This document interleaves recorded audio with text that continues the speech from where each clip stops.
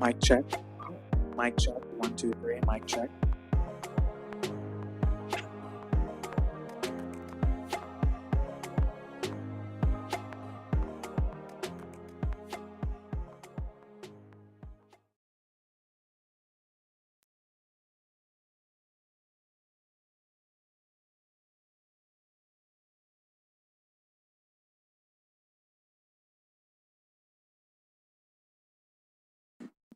Mic check. Mic check.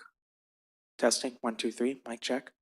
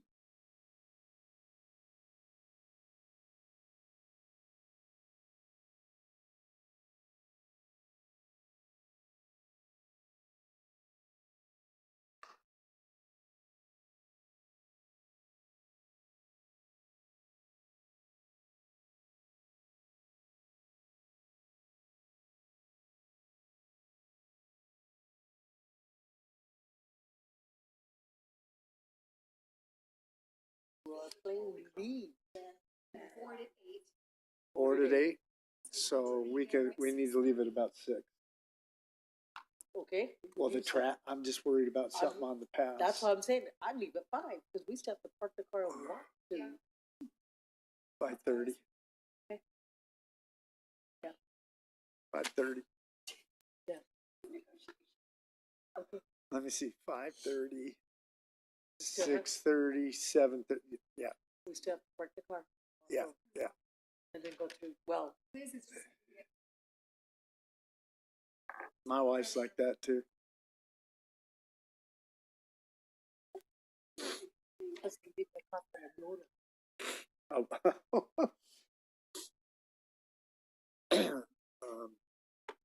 I'm trying to think about it. It's such a Well, there was gamble there was on a the TC pass. this morning coming up. Uh-huh. They closed it for 45 minutes. Yeah. Coming up. So everybody going southbound was being looky-loos, and everybody coming northbound just stopped. I'll tell you what's funny. Monday I went to Santa Ana in the morning, and I left at 7, and it was a straight shot all the way there. Nothing.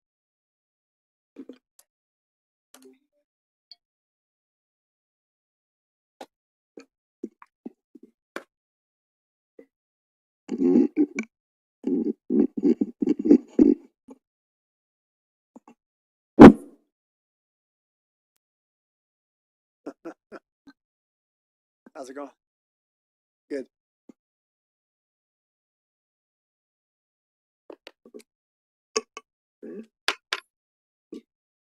Good evening. Today is Tuesday, April 16th, 2024, and the time is 5 p.m. At this time, I'll call to order the meeting of the Victorville City Council and the same council sitting as the Victorville Library Board of Trustees, the Southern California Logistic Airport Authority, the successor agency to the Redevelopment Agency, the city as a housing asset successor, the Joint Powers Finance Authority, and the Victorville Water District. Madam Clerk, will you kindly call the roll? Councilmember Gomez, absent. Councilmember Irving, Present. Councilmember Jones. Here. Mayor Pro Tem Harriman, Here. Mayor Becerra. Here. We have quorum. Thank you. Madam Clerk, are there any requests to speak? No, Madam Mayor. Thank you. Public, okay. This time, Mr. Dobranowski, would you like to announce closed session? Thank you, Mayor Becerra. We have 2 items this evening. They are both existing litigation pursuant to Government Code 54956.9D1. At this point, we do not specify the case names since disclosure could jeopardize settlement discussions.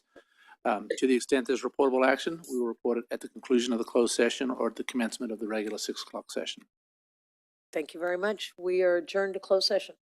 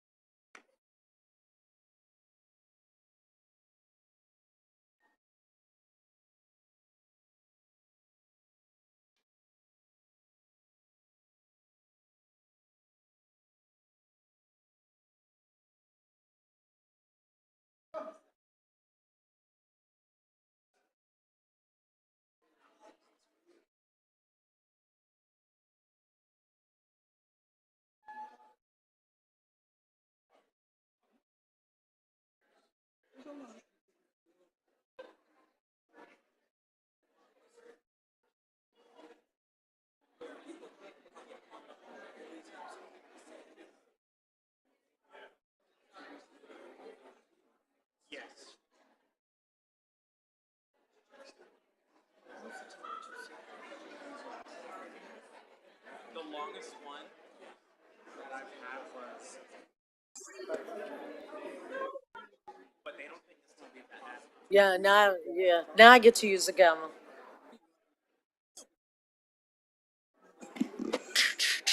Flies off.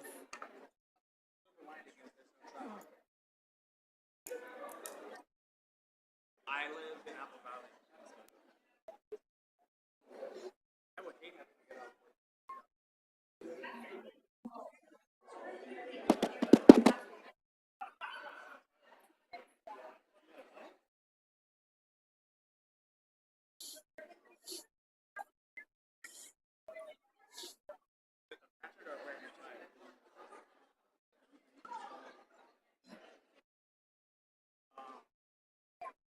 I remember all the meetings used to be like this. Yes.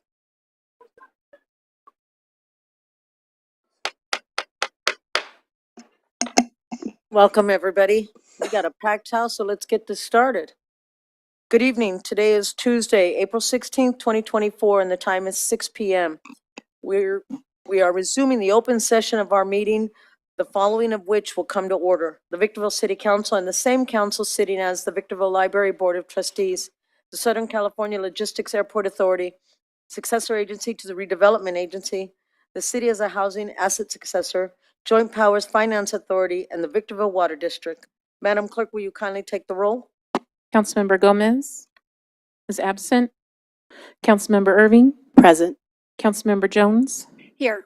Mayor Pro Tem Harriman, Here. Mayor Becerra. Here. We have quorum. Thank you, ma'am. At this time, we'll have our announcements from closed session by Mr. DeBernowski. Thank you, Mayor Becerra. We had two items this evening. Both were existing litigation pursuant to Government Code 54956.9 D1. At this point, there's no reportable action and there's no information on that regarding, because of the possibility of jeopardizing settlement discussions. Thank you, sir. At this time, if you'd stand for the invocation and the pledge, the invocation will be led by Pastor Joseph Garabay. Thank you. Sorry about that. Okay. And our pledge will be led by our Police Captain Randy German. Thank you. I got you. Thank you. Let's go ahead and pray. Father, thank you for the opportunity that you have given to me to pray in front of the City Council of Victorville. We know that you are truth and love, and I want to thank you for placing each board member here this evening. We thank you for giving them a servant's heart to serve this city in kindness, love, and respect towards each other and their many residents. Lord, we ask for your presence to fill this room so that the decisions can be made morally, justly, and unselfishly. Lord, be with everyone here that is listening, watching, and actively taking part in this meeting.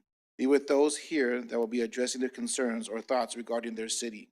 Be with the City Council, and may your Holy Spirit fill this room. We pray in Jesus' name. Amen. Amen. Put your right hand over your heart. Ready? Begin. I pledge allegiance to the flag of the United States of America and to the republic for which it stands, one nation, under God, indivisible, with liberty and justice for all.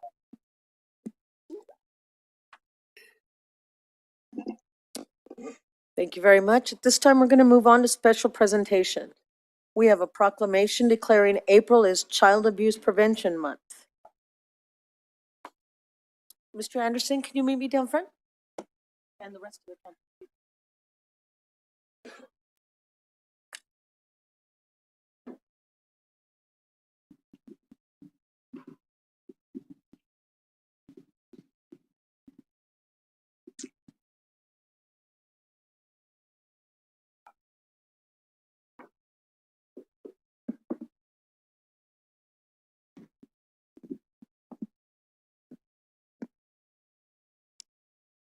Thank you very much. Today, we are going to present Kevin Anderson from the Children's Network of San Bernardino County to come forward and join me, which is here. Thank you. Kevin, I'm proud to join the Victorville City Council in proclaiming April as Child Abuse Prevention Month in the city of Victorville. It's sad we have to do it, but we have to do it. We encourage all citizens to help prevent child abuse and to provide for the physical, emotional, and developmental needs of our children. Thank you to the Children's Network for your effort to protect our children, and I'm pleased to present you with this proclamation from the City Council. Proclamation, whereas April 2024 has been proclaimed as Child Abuse Prevention Month by the state and federal government for the purpose of promoting community involvement in preventing child abuse. And whereas 31,000 children in San Bernardino County were referred in 2023 to the Children and Family Services for suspected child abuse and neglect. The prevention of child abuse requires rigorous solutions, energy, strength, determination, and commitment on the part of concerned citizens and the community. And whereas protective factors are conditioned that reduce, eliminate risks, and promote social, emotional, and developmental well-being of children. All children have the right to receive the care, protection, and guidance a family provides. They have the right to be free from harm and to have their physical and emotional and educational needs met. And whereas the blue ribbon is the international symbol for child abuse prevention, the Children's Network has planned a Blue Ribbon Media campaign, the 25th annual Shine a Light on Child Abuse Prevention award ceremony to increase awareness of child abuse during the month of April. Now therefore I, Liz Becerra, Mayor of the City of Victorville, do hereby proclaim the month of April 2024 as Child Abuse Prevention Month. In the City of Victorville, encourage citizens to participate in the events and join the efforts to end child abuse.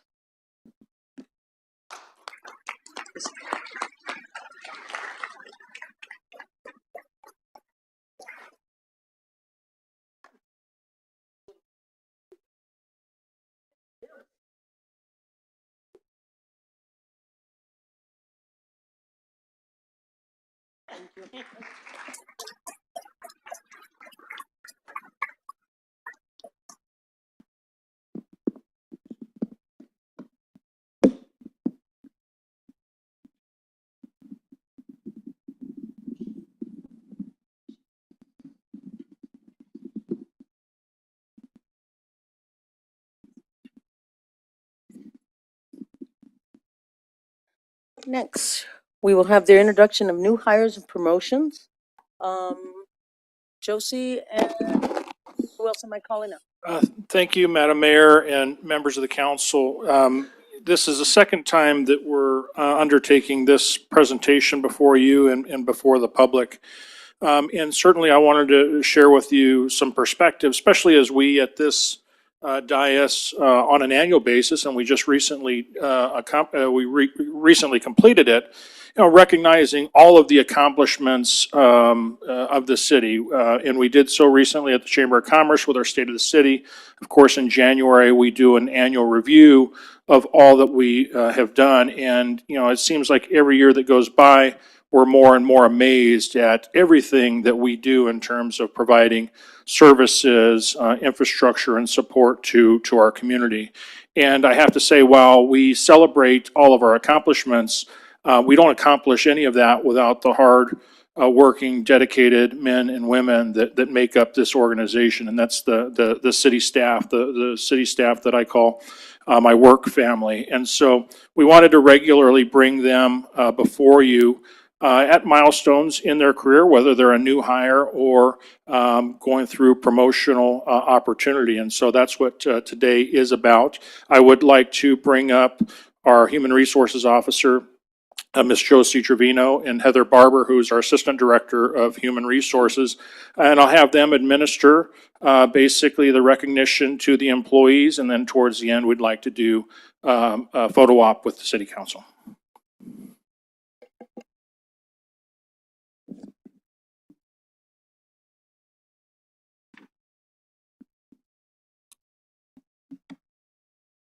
Thank you, Mr. Metzler. Good evening, Madam Mayor and members of the council.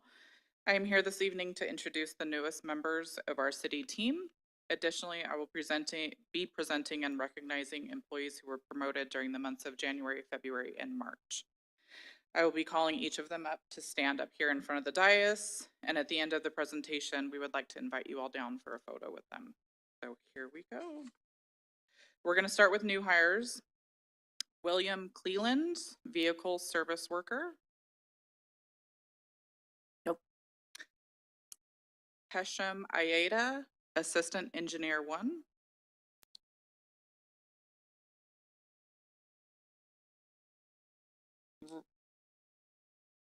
Riley Munson, Fire Inspector.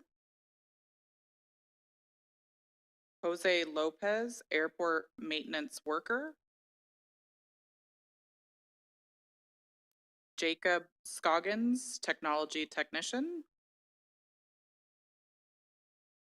Edward Amaya, Homelessness Solutions Coordinator. Syed Kabir, Cybersecurity Administrator. Kelly Roca, Administrative Analyst. Connor Fitzer, Maintenance Worker.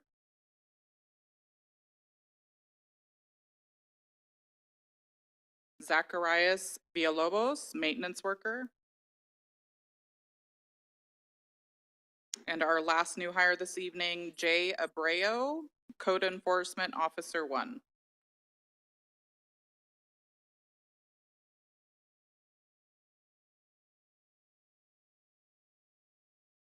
So Josie is giving them all our City of Victorville pins that we just got recently.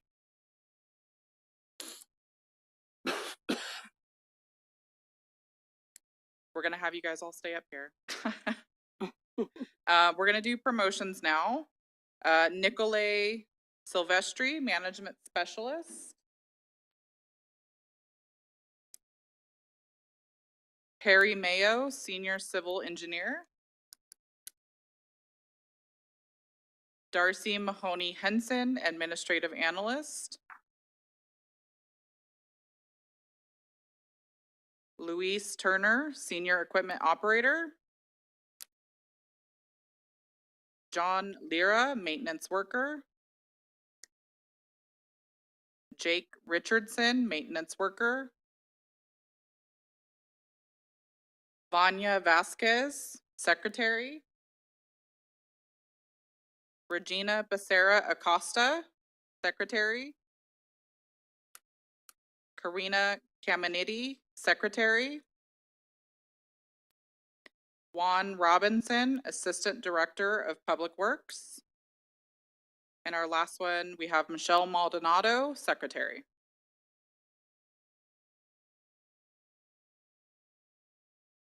So we have a lot for you guys this time. And these are all of our new hires and promotions that were available to come today. So we will invite everyone down for a photo.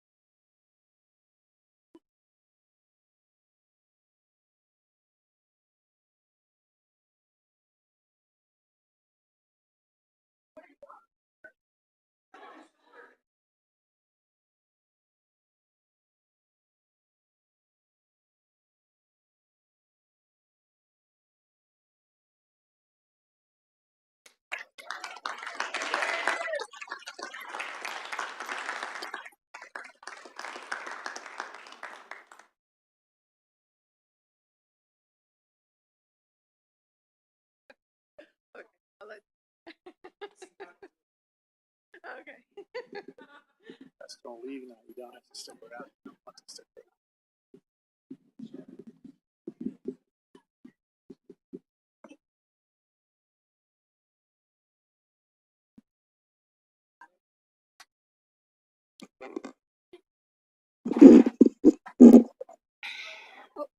We lost half the We're ready? audience for most of the audience. We'll let them clear out a bit.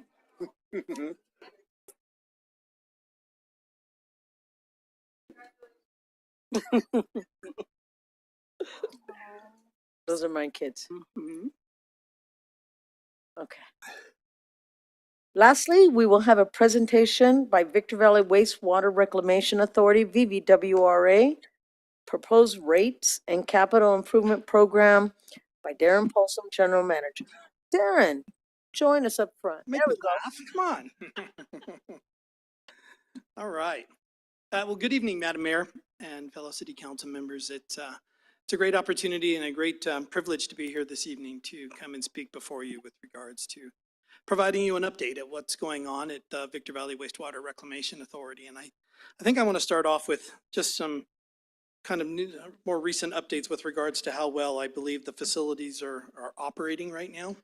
You know, when I started at the agency about 4.5 years ago, there was a long history of violations and operations that seemed to skew, and I feel very proud of the efforts that my team has made to kind of improve upon that. And I can feel very comfortable now. I can tell you that in the last 4.5 years, I believe we've only had like 3 SSOs. No significant violations are taking place at the plant. Right now, the regional plant is operating very efficiently and effectively. The 2 sub-regionals in both Hesperia and Apple Valley are operating and delivering recycled water during the hotter months. Very, very proud of, you know, what we've done and the work we've done as far as catching up.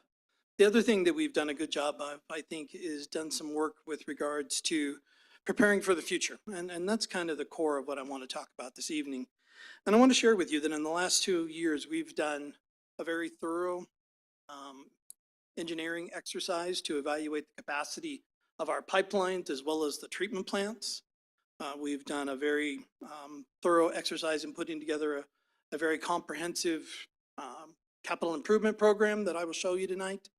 It's nowhere near the significance as the city's plan, but it is a good program that we've put together. And then lastly, as we evaluated these capital projects that are out there, and I'm going to go into detail on several projects, but I wanted to share with you the fact that, you know, going forward today, if we needed to operate our facilities as they are and could stay status quo, in other words, just sustain our existing operations without any capacity requirements or regulatory requirements, we very realistically could operate our facilities with a very small, maybe CIP increase, just to kind of keep up with the economy. But it's these capital projects that are really driving the need for this rate study that we just completed, so that we can prepare ourselves for the necessary revenues and dollars we're going to need in the future for these significant projects. So the first thing we're going to talk about today is the user charge fee. And I want to start with the fact that if you take our current CIP program that we have developed with these engineers, and if you apply it to our current rate structure, it's a pretty bleak scenario with regards to the fact that we would literally fall, we would be in the black within the next 2 years. By 2026, we would not have enough revenues to cover our existing operations and projected pay-as-you-go capital. So it's really a necessity as we look at these capital projects, and there's about 30 of them that we've identified between now and about 2032, 2033. And out of these projects, I want to really highlight 4 of them. These 4 projects are the ones that I would consider the most critical. So, or have regulatory issues. So the first one is the fact that today, Victor Valley Wastewater Reclamation Authority actually operates a rural water system. We actually have 2 wells on site. We serve water to ourselves and to our land lease partner, Energia. And as such, because we deliver water to multiple people like that, we're subject to the same Department of Drinking Water rules that you are as a large city operating a large water system. So we have to do similar sampling. We have to do a consumer confidence report. And as such, we are also overseen by the Department of Drinking Water. And annually, they come to visit us and look at our system. And this, about year before last. They came out in 2022 and pretty much gave us an ultimatum. The wells that we have on site today are contaminated due to the plumes coming down from George Air Force Base with PFAS, PFOA, VOCs, a number of other constituents.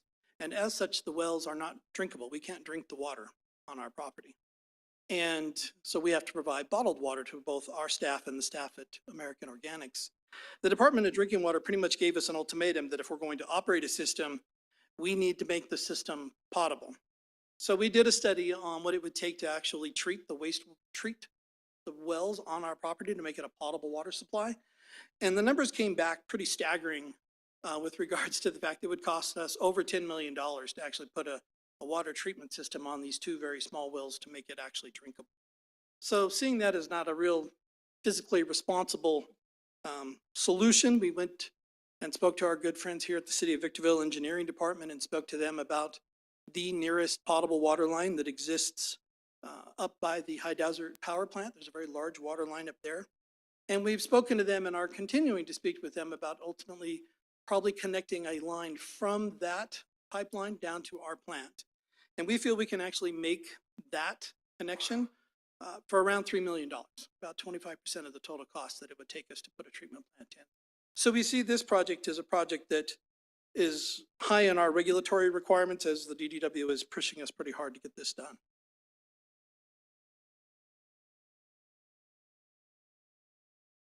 All right, the second one is actually, and what happened? I missed one. Maybe I clicked it too fast. Yep.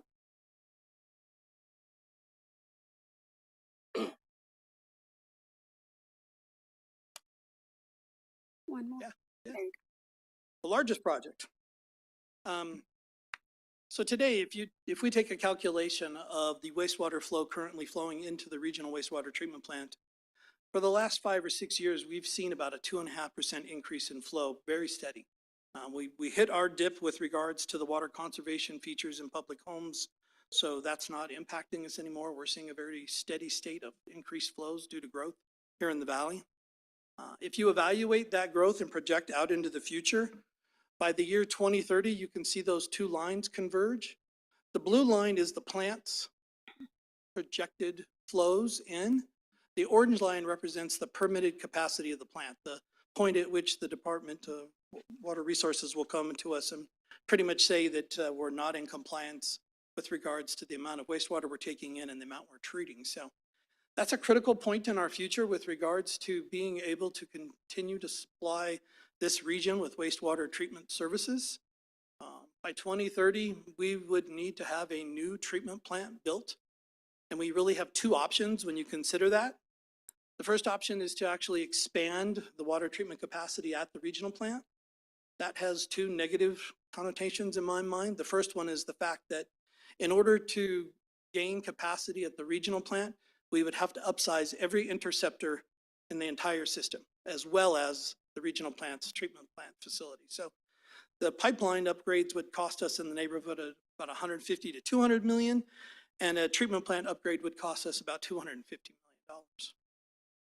The second option would be to locate a facility somewhere between the Upper Narrows and say Bear Valley or just the other side of Bear Valley Road. If you look at our interceptor system today, about 50% of the flow comes in at the Mojave Narrows Park. There's a connection for the city of Victorville. All of Spring Valley Lake's flow come into that point, and all of Hesperia's flow come into that point. So if we could build a plant somewhere in that neighborhood and pick up at least those three connections, we could actually make available at the regional plant a significant volume of treatment capacity. And then also the other point that I really like about putting a plant in that location is the fact that it would make recycled water much more readily available, specifically to the city of Victorville, Hesperia, and Spring Valley Lake, because it would be much closer to many of your end uses that you already have in place. So that's the most significant project that's on our books. It's a big undertaking, and I truly believe that this is something, based on all the studies that we've done, that we are going to look at this in the future as something that will potentially become an impasse to growth if we don't make this happen.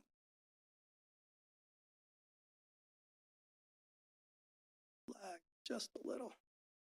That's the pipeline project.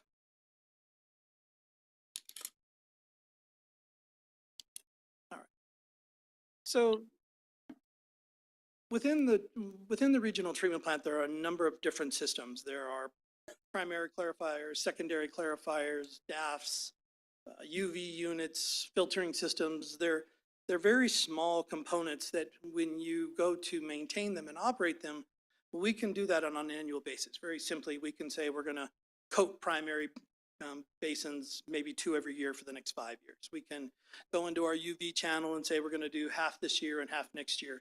You can really sustain the operations of a wastewater treatment plant's systems on an annual basis by kind of annually budgeting certain volumes of dollars that can take care of each system individually. The one piece of the regional plant that can't ever be taken down and done in pieces is the headworks. The headworks is the initial pipe that feeds into the wastewater treatment plant. So it's the very large pipeline that goes through the meter and then goes through what we call moving screens that moves all the heavies out of the wastewater. And the problem is you can't take a piece of that down for a long period of time. The headworks is the headworks is the headworks. It's, if you ever have to repair it, you realistically have to build another one right next to it and then connect it and then retire the old one. And that's where we are today with the headworks currently at the regional plant. The headworks today is about 50 years old. During low flows, we've been able to do some inspections on the internal piping. So it's a concrete pipe that has steel reinforcement inside it. It's usually about 3 or 4 inches thick in the pictures we're getting back. We've lost greater than 50% of that pipe as far as its quality. The concrete has worn off, the steel has become visible. It's a significant concern with regards to if there ever became a hole and it all collapsed. You can imagine the fact that would block the entire 12 million plus gallons per day coming into the treatment plant. So we've identified it as one of the critical projects going forward that needs to be taken care of in the next few years.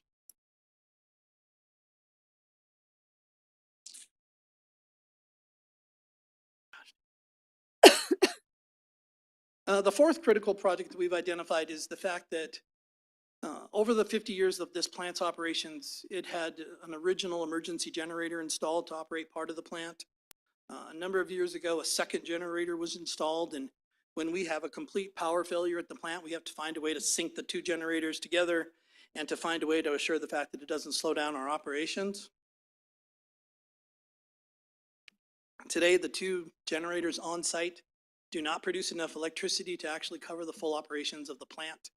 Should we lose power, we can kind of transition to slower operations and different operations to make up for that for a period of time, but over say multiple days, if we had an emergency, we may struggle to sustain operations. So we've identified the fact that we need a new generator for the plant. So those are the 4 projects. And if you look at the 4 projects as a measurement to the remaining projects, they're almost 90% of the total CIP. The primary reason why we're talking about needing rate increases is because of those 4 major projects. It's not 30 or 40 random subjective projects that staff is looking to do. These are 4 critical projects that have been identified by regulators and engineers to say that if you're going to continue to provide services, you have to get these done. So with that in mind,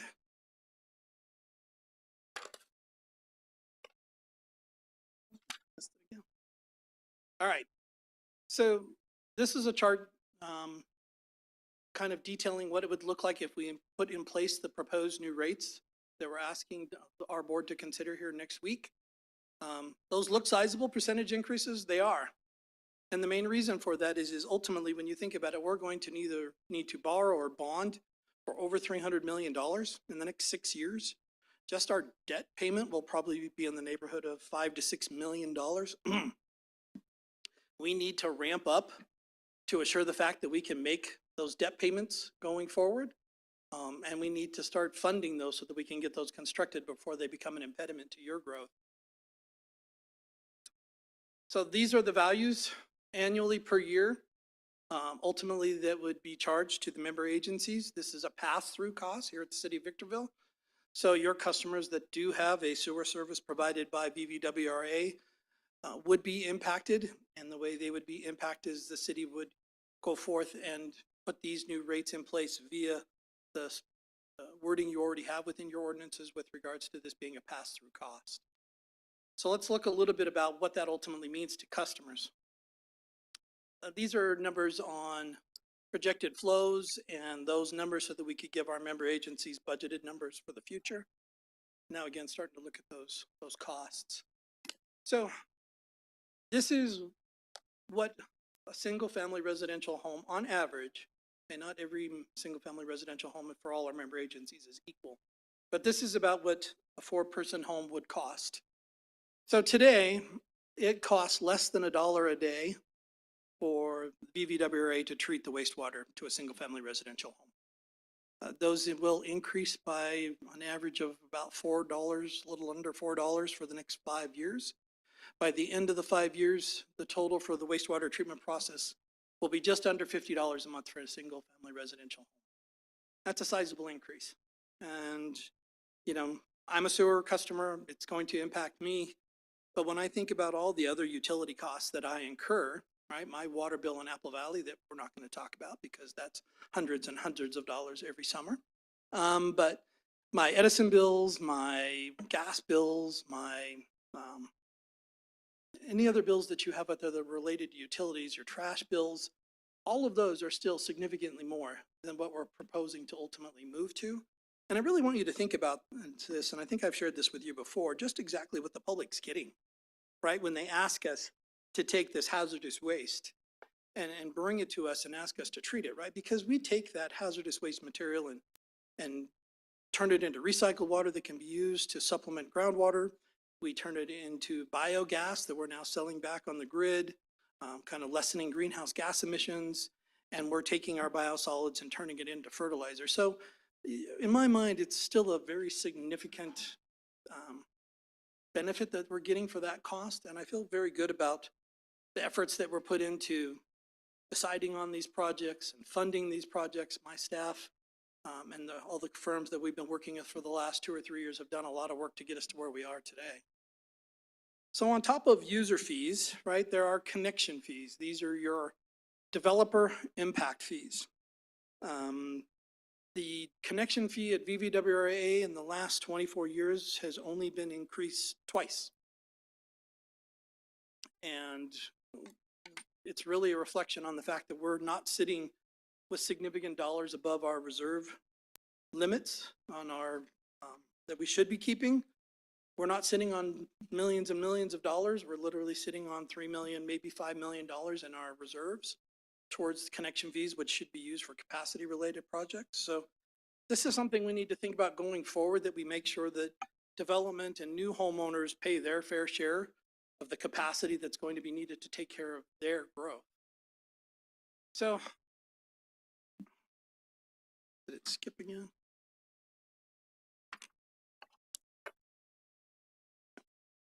All right, so the bar chart on the left is again back to our projected capital project growth that we want to implement and the money that we need to borrow, and how our connection fees will fall far short of those needs again starting in 2026. The bar graph on the right shows our proposed connection fees and our reserve levels that we would hope to achieve with these new connection fees once they're implemented.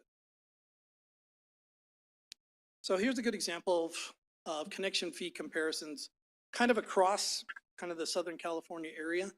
The gray bar that you see down there are BVWRA current at the 4679, and then our new bar at the 7900 number. What I want you to recognize here is that everything between our current number and our proposed number, all of those agencies today are in the process of doing connection fee studies. Everybody to the right of us has already done connection fee studies. We're proposing that connection fees would be raised by a CPI every year. Every agency to the right of us is also going to be increasing their connection fees by CPI going forward. So we're going to continue to sustain that difference between us and those other agencies. And I really want to point to the three on the far right.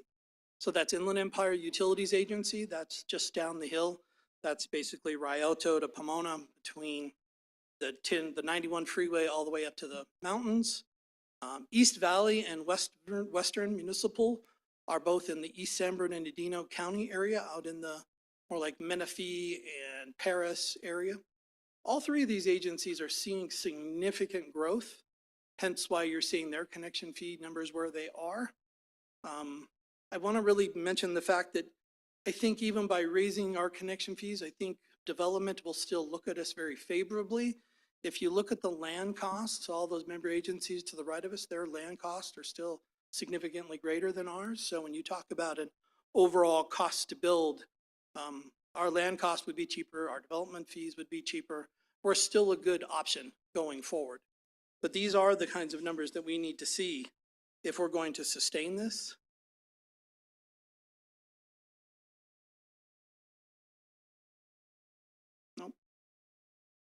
These are the results of those major member agencies to the right of us. We did go out and verify with them that they are going to increase by CPI. We basically made a common calculation for all of them so you could see what they would look like.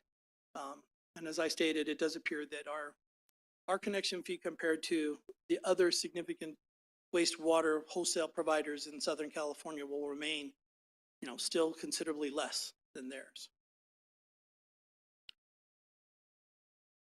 So again, these great bar charts that kind of detail out what we would look like with regards to our debt service coverage as well as our reserve levels. These are bar charts of our combined reserves for both user fees and connection fees, significantly below starting in 2026 if we stay status quo. And actually we will start hitting, not meeting our debt service coverage starting next year if we don't put these in place. And just to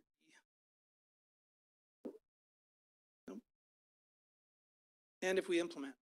So the bar chart on the left with the new fees in place and the bar chart on the right, the new debt service coverage ratios, the new rates. So I know that's a lot tonight that I tried to cover. I would welcome any questions anybody has on operations or the rates or the projects. Hold on, Darren.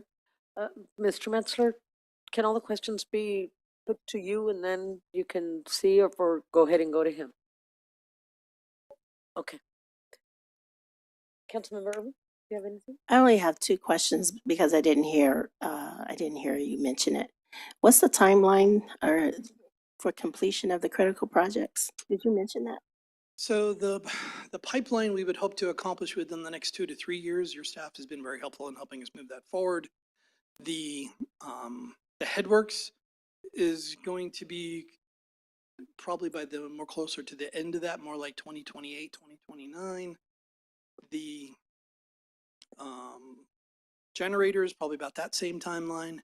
And the treatment plant is absolutely a 2030. I think if I got started today, I still have CEQA and land acquisition and design. So only the pipeline project do I see in the near future. The others are probably at least 4 to 5 years out. So 2030. Yeah. And these proposed fee increases will begin next year? They will. Again, because I wanted to kind of ramp up the fees and not just come in 2028 and raise them some huge amount. Okay, thank you. That's it. Thank you, Madam Mayor. Thank you. Councilmember Jones. Thank you, Madam Mayor. I have a few. Good to see you, Mr. Poulsen. Really my All pleasure. my colleagues know that I actually sit on VVWRA and our mayor is the alternate on that board. So I have a few questions for you. I know the answer to a number of these, but just to turn Greek into English for a lot of people, if I could. So user fees, of course, it has to do with the treatment of sewage, et cetera, right? Correct. Can user fees ever be used for capital improvement projects? Can. Okay. In what circumstances? So there's a calculation that has to be made with regards to how much of the new project that's being built still is a beneficial use to the existing customer base. A good example would be the 2 sub-regional facilities that we completed. The sub-regionals were completed with a combination of user fees and connection fees, about a 60-40 split. Okay. So looking at the user fees, it looks like over the course of the next 5 years, it's about 68% over is. that course of time. So, I mean, that's a hit, It is. right? All right. So I'm going to spend most of my time on connection fees because that's the one that it's $340 million, potentially $339 million. Okay. So we're looking at, the proposal is to effectively double connection fees over the course of the next 5 years, Absolutely. right? And I know something that we've done in the city in the past, and these are diff fees effectively, the developers pay for it. What has been done in the past by Victorville when we had to do this? We hadn't had rate increases in some time, and we knew that it was really going to affect the developers. So we worked it out. So we spread that out over like the first year, where it was a huge hit. We spread that out over the course of 5 years. Is that something you've considered? Because the first year, I think on this would be a 69% increase. That It would be a is. big hit for developers. I think when you look at the analysis, I think all we're doing is ultimately pushing out the inevitable, right? Because connection fees are also still based upon how many homes we project every year. So even if we started off at a slower rate, we still ultimately have to get to that final number by the Right. fifth year, right? So it's just a different way of, how do you want to eat that elephant, right? Do we want to go small and progressively even more? I really felt that, I was kind of looking at those other member agencies kind of as my target of what I thought a developer who builds here in Southern California could look to expect. So when I saw the fact that our projected number was still underneath the areas where they're also building, because these developers build not just here, they build in all those other areas, I really felt that they would probably come to an understanding of, yeah, that makes sense. I'm paying for that if I build in Riverside or if I build in Yucaipa, right? And I was hoping that we could get to what we need to get to dollar-wise to pay for this project sooner, was hoping what I was looking And I get that. I just know that our experience in Victorville has been a little bit different than that with developers. Multiple cities I've worked And at, I know. And so, we want to always do our best to consider what their needs are for the big picture of our community as well. All right, so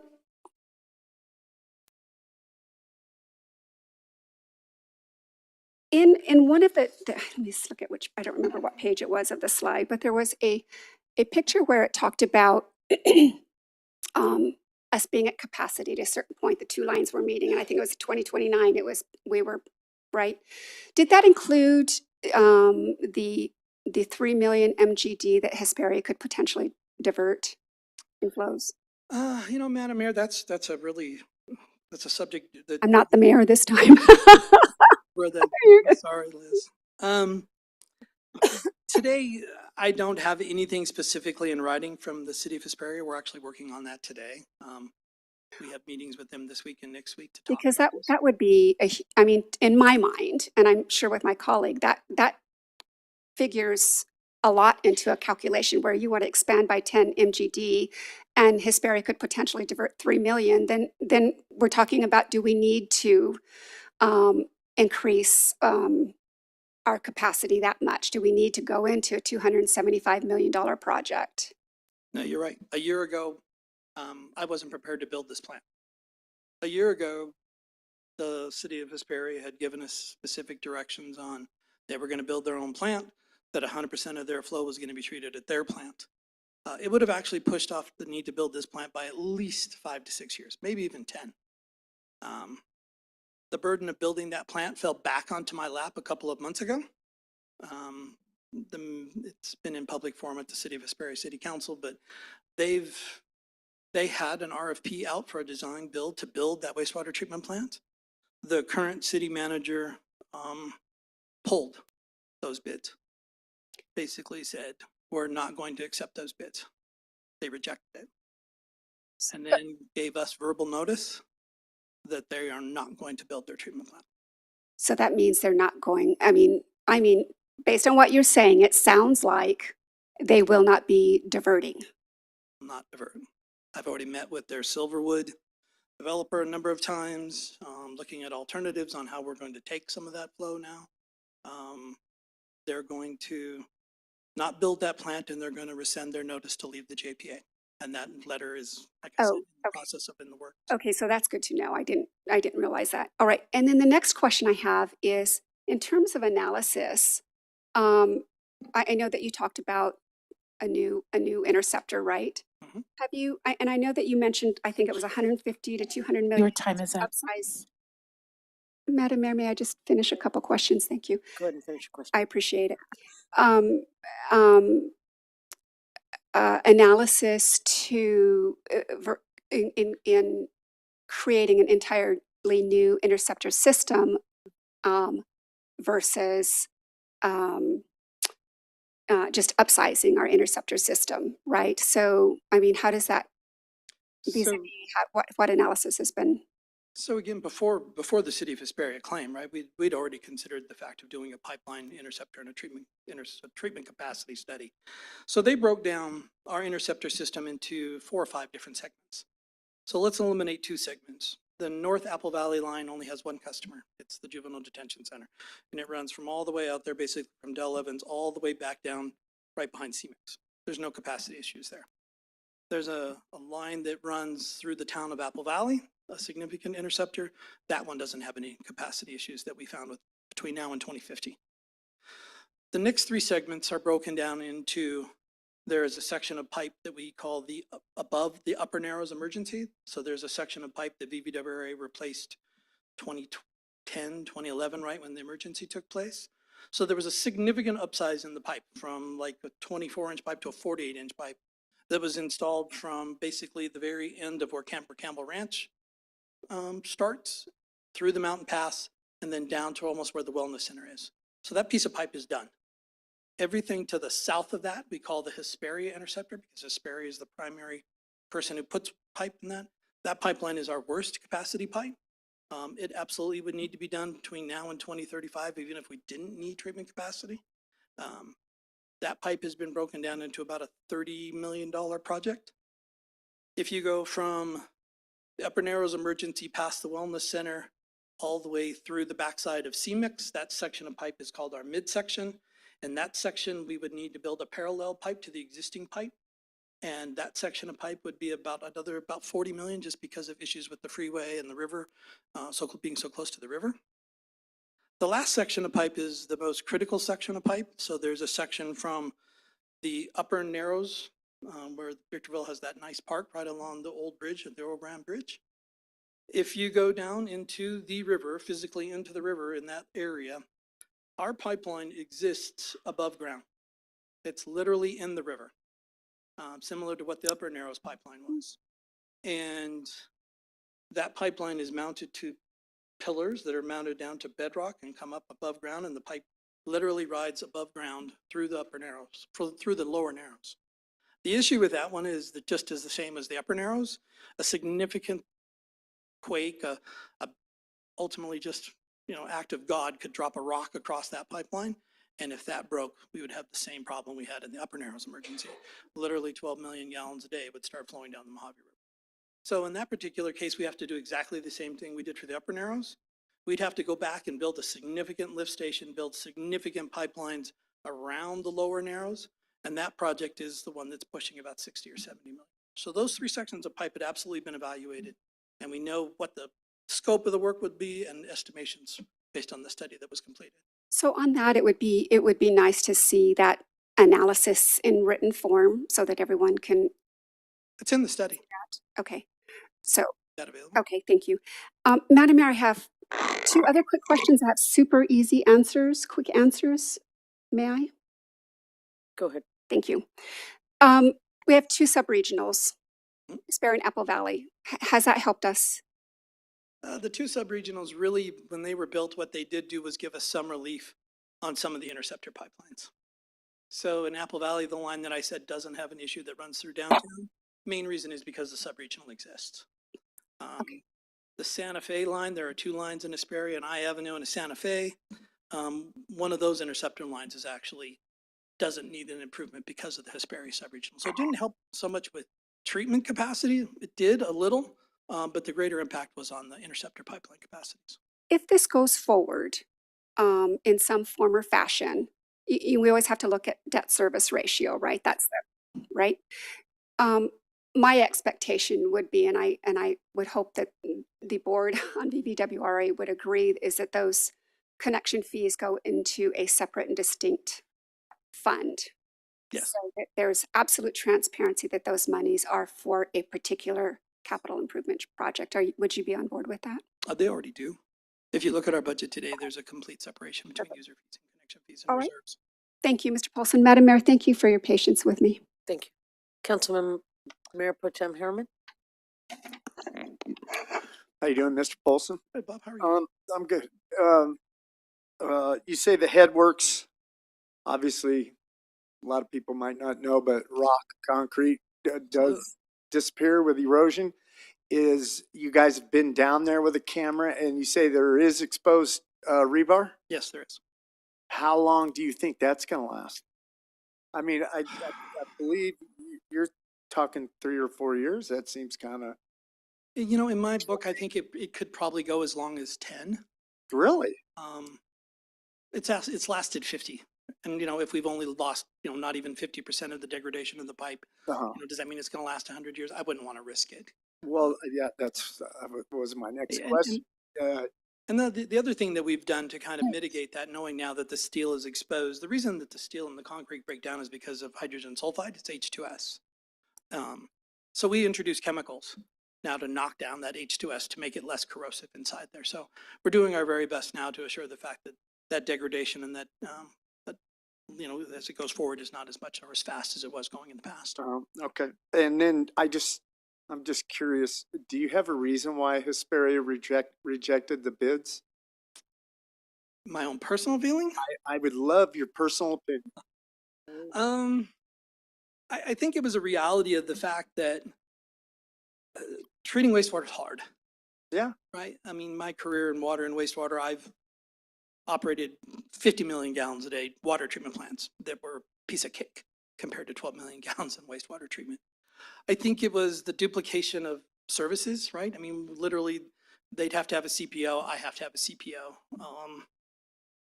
I really just think that they looked at the fact that long-term, it didn't pencil out with regards to having to sustain those operations with staff and operating costs long-term.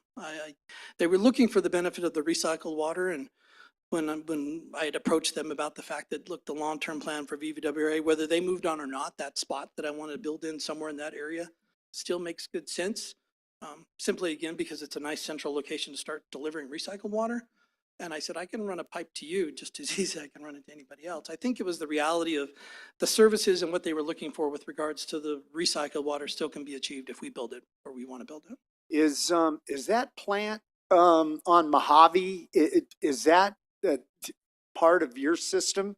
I believe it's a purple, isn't that a purple pipe distribution? So give me some more direct. It must not be yours if you have to think that hard. No, it must not be. Okay. Okay. All right. That's all I have. Very good. Thank you. I have a couple of questions. Sure.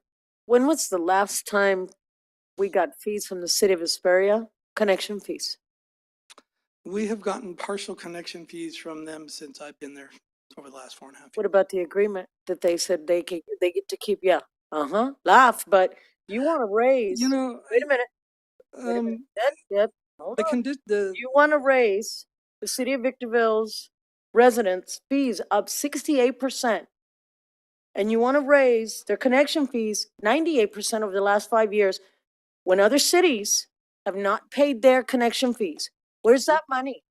So you want my citizens, and I'm sorry, our citizens, to pay almost 100% in 5 years when the city of Hesperia hasn't paid connection fees in years, because of an agreement that was made that they're going to build their plant. Now, all of a sudden, they're not going to build their plant? You're absolutely I would have questions. And I'm going to have questions of where that money is. So the very first time that I met with the new city manager, as well as her finance director and her head of engineering, and when they first confirmed with me that they weren't going to build the plant.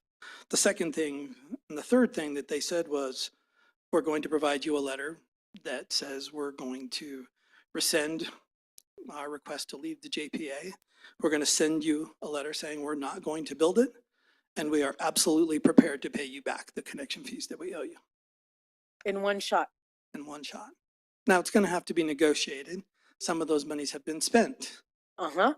So, How did those monies been spent? so some of those monies that have been spent, and where the most of it's been spent, is actually on land.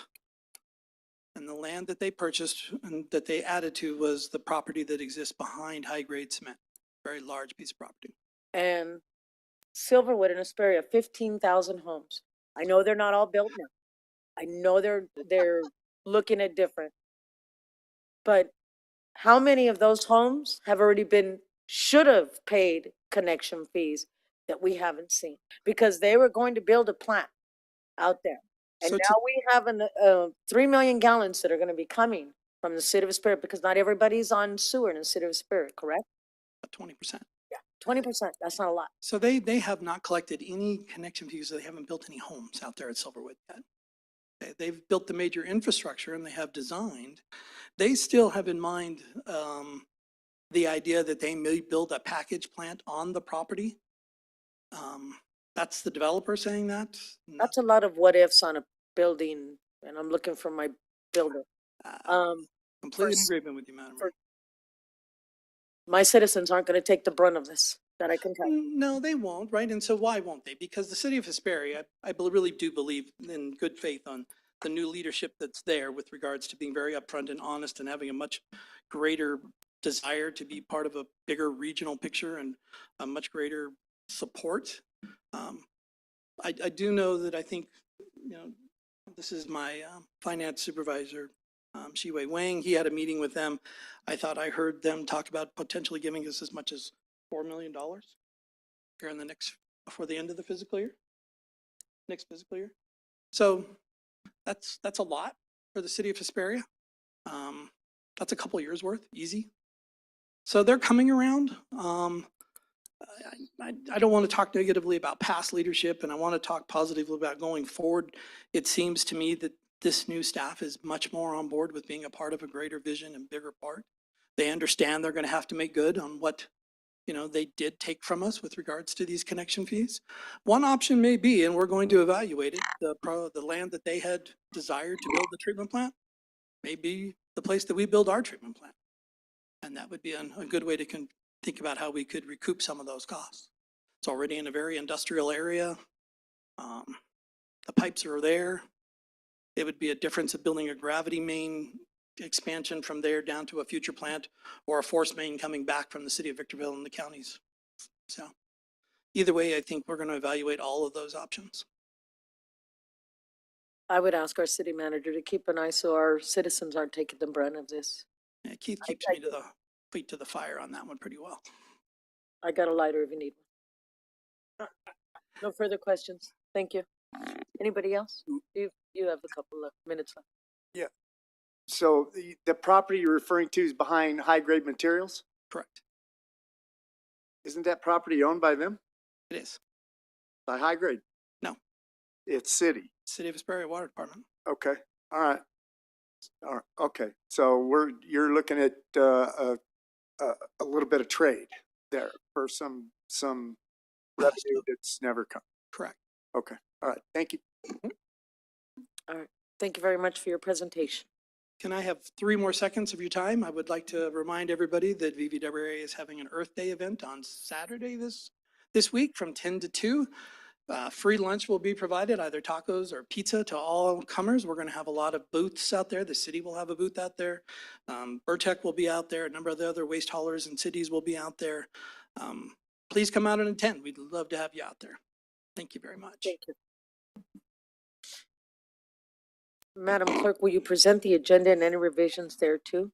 Thank you, Madam Mayor. We have one revision to the agenda this evening. It's for item number 11, revising attachment C, Old Town Lighting Map.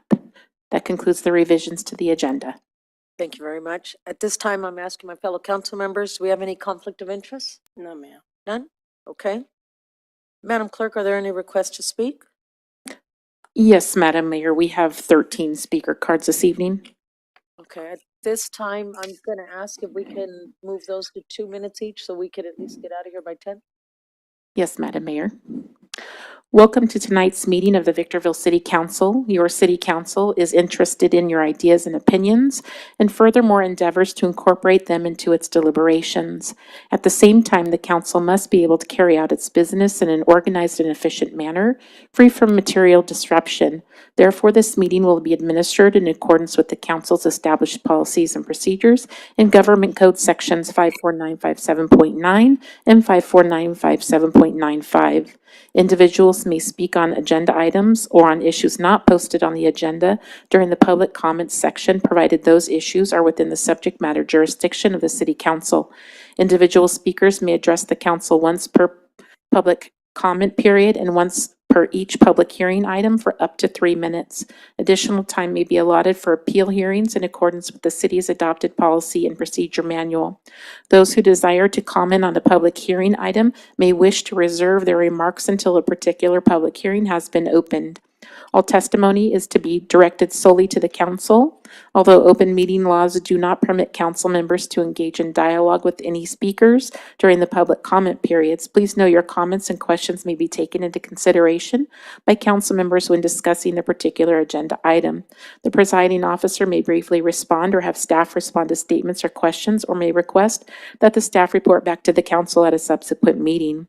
Speakers are requested to comment as briefly as the subject permits. Once comments are invited, the speaker will be called on by name, then recognized by the presiding officer. The speaker will state the item number that will be addressed or that the subject is a non-agendized matter. Audience members may not disrupt, disturb, or otherwise impede the orderly conduct of this meeting, and those who do are subject to removal from the meeting pursuant to Penal Code 403. Your understanding and cooperation are appreciated. Our first speaker is Karina Urena on a non-agendized item.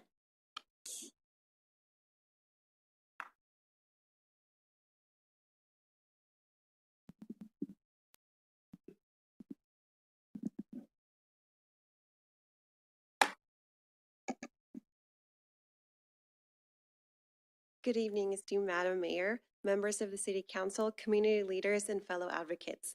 My name is Karina Urena, and it is an honor to stand before you today to shed light on a pressing matter that affects our beloved city of Victorville.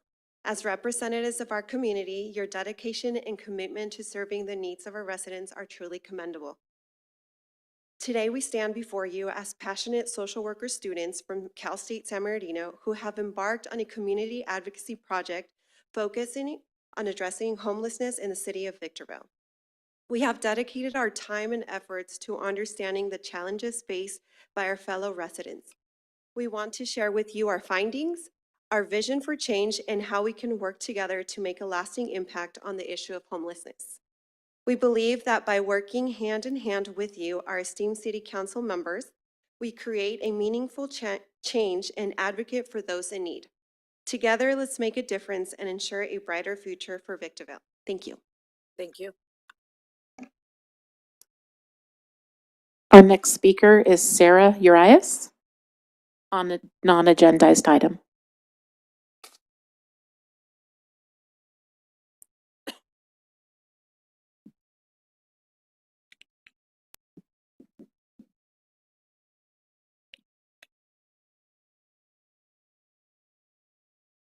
Greetings to the members of Victorville City Hall. My name is Sarah Urias, and I'm here alongside my fellow peers from COCUSB to discuss the issue of homelessness within the city of Victorville.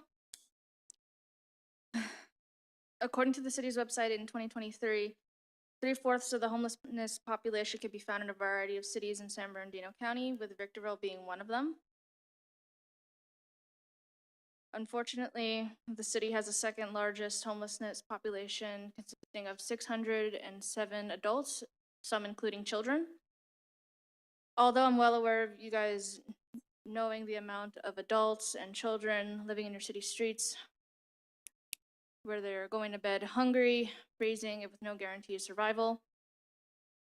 With the rise of negative biases and stigmatizations of the homelessness population growing, we need to set those beliefs aside and give these people who didn't ask to be on the streets a second chance to turn their lives around and to succeed in life just like the rest of us. Thank you. Our next speaker is Tiffany Espinoza on a non-agendized item.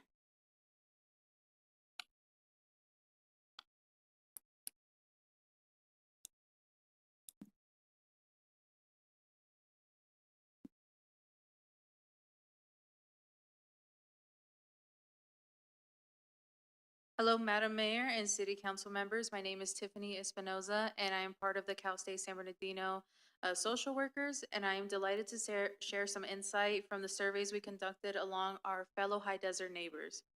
On March 1st of this year, we engaged in 92 interviews, each comprising 6 questions aimed at understanding our community's perspective on our neighboring cities. Today, I will highlight some of the questions that significantly shaped our advocacy project for Cal State San Bernardino Social Work. One of the survey questions revolved around which city neighbors deemed safest, ranking from most to least. Amongst the cities surveyed, Apple Valley, Hesperia, and Victorville, an overwhelming 83% of respondents identified Victorville as the least safe. We also asked opinions on the cleanliness of Victorville, with a 55% rating as poor and 37% rating as just fair. When we asked what matters most for improving our communities, respondents could choose 3 out of 9 options. Surprisingly, out of the three responses aimed at supporting homeless shelters and homeless individuals. These responses displayed that our high desert residents care just as much as we do about helping our homeless neighbors get the care they deserve. Thank you so much. Thank you. Our next speaker is Itzel Alcayaras on a non-agendized item.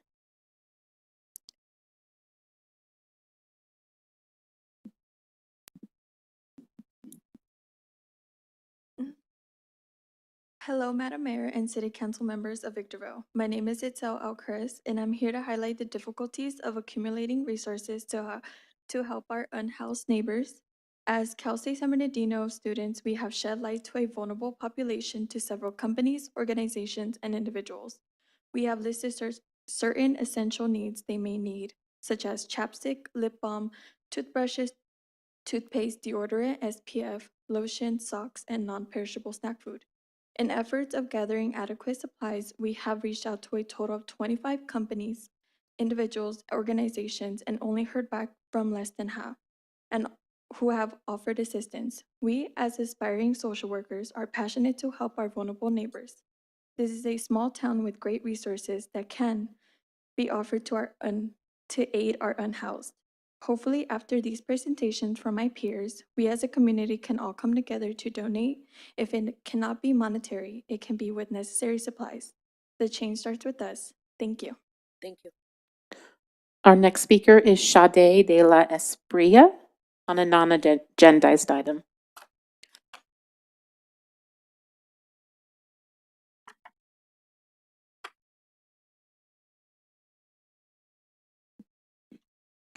Good evening, Madam Mayor and esteemed City Council members. Thank you for this great opportunity to address you today. As future social workers, we are committed to recognizing the inherent dignity and worth of every individual. With this in mind, we have dedicated our community advocacy project to creating care packages designed to meet some basic needs of the homeless community, taking into account the upcoming summer season. Since January, we've been developing this project to serve the homeless of Victorville and in the process gaining insight to the newly established Wellness Center campus.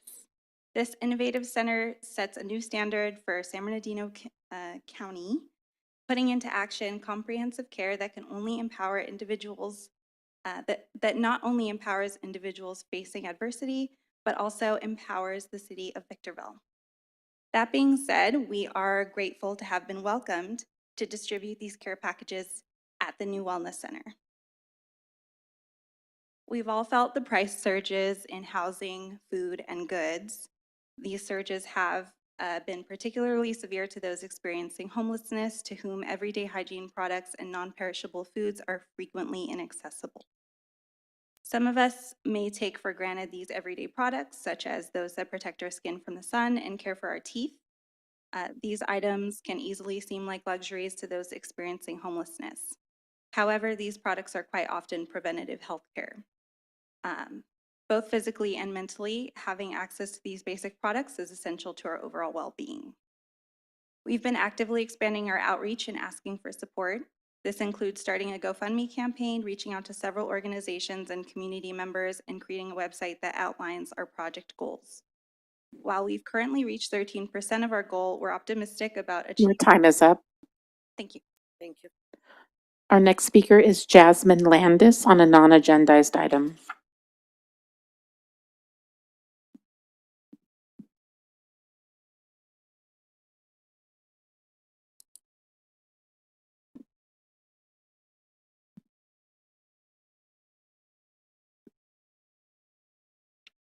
Good evening, Madam Mayor and fellow City Council members. My name is Jasmine Landis, and I'm a part of this team of social work students at Cal State San Bernardino who are putting together this community advocacy project. As you heard from my fellow classmates and through the voices of the community based off of our surveys and interviews, from our findings, there's an evident need to address the city's homelessness community and bring awareness on how to better help the disadvantaged and grow our community in a beautiful way. Those experiencing homelessness are often overlooked because it is assumed that many of them are in this situation due to drugs, alcohol, or some other preconceived stereotype. When in reality, the largest leading factor attributing to homelessness is the loss of wages and lack of affordable housing.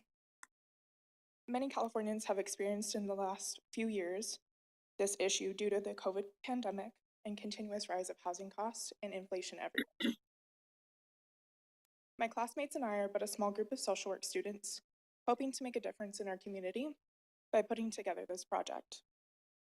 But it is here that we ask that you absorb the information presented to you tonight and take into great consideration and hopefully great action towards the needs of those experiencing homelessness within our community. The homelessness epidemic does not only affect those living in that situation, but the value of our community as a whole. And I ask, what value does a community hold if we cannot help those most in need? I will leave this discussion on a quote by Aristotle. Yet the true friend to the people should see that they be not too poor. For extreme poverty lowers the character of the democracy.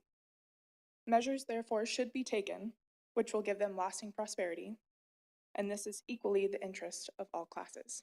Thank you. Thank you. Our next speaker is John Manzat on a non-agendized item.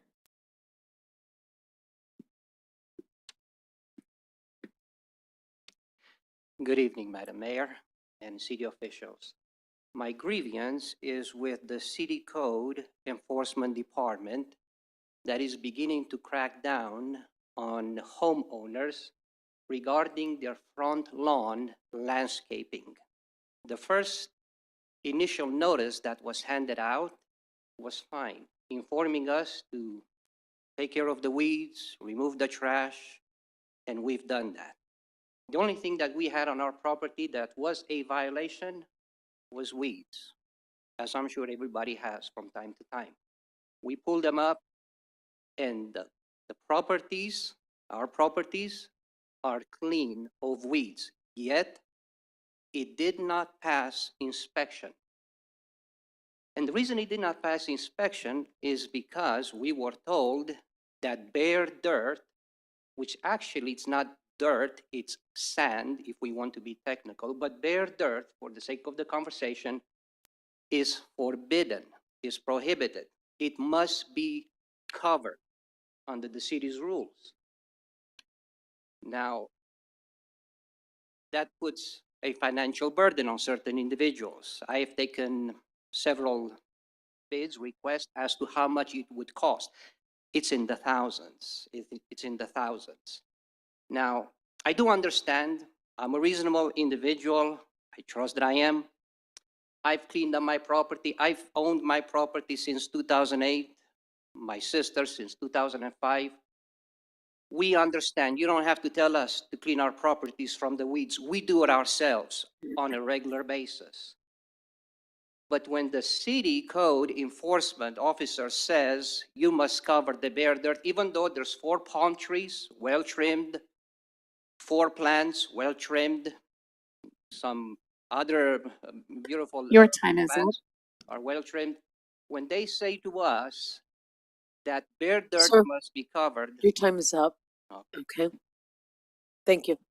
okay, I did meet with you, and please understand, I don't like to make threats. But in my, You I might want have to step. used Go ahead and attorneys step away from the dais. in the past, and I have used Sir, go ahead and step away from the dais. Let's call the next. Our next speaker is Jenny Manzat on a non-agendized item. Also used a private investigator. Thank you, sir. Investigator Thank who you, did sir. work on a presidential Sir, level. He's thank you, sir. Beverly Hills. Let's go on with our Took next. on the city hall in Sir? a city in LA County. I'm and I asking won. you to step back from the dais, sir. Thank you. Take Sir, threats from the city I'm not hall threatening politely. you, sir. We will hire a high power attorney and sue. Thank you.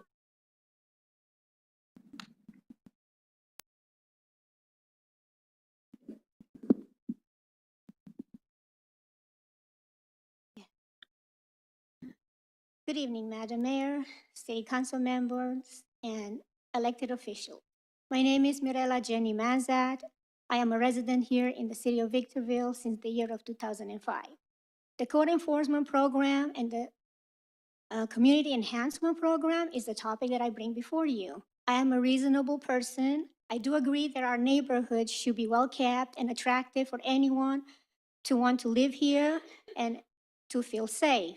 First of all, whoever gave the green light of this enhancement program should have directed this campaign first for the city properties. How about the blight on these sites, on this location, the city library and the post office? The very same code ordinances violations we homeowners have received are the very exact ones that the city is now currently in violation, thereby making the city unqualified to be passing judgments on others. There's a vicious, enthusiastic campaign for the city to serve most of the residents unjustly on notices of threats of lien on the house and even criminal prosecution over bare dirt and weeds. The hypocrisy first, then the harassment of bare dirt is prohibited. Bare dirt, which is what God created this earth, it is made up of dirt and water and all. To think that my home would be classified under the code ordinance of property nuisance and falsely categorized detrimentally impacting the surrounding. So let us reason together. What does the city have against the property which is clean, free of weeds, does have palm trees, and it does have tolerant plants on bare dirt? The code ordinances need to be modified to common sense and be changed. Do not practice double standards, do justice. How is it possible that over minor infractions and Your time is up. Thank you. Next speaker. Our next speaker is Maria Rios on a non-agendized item.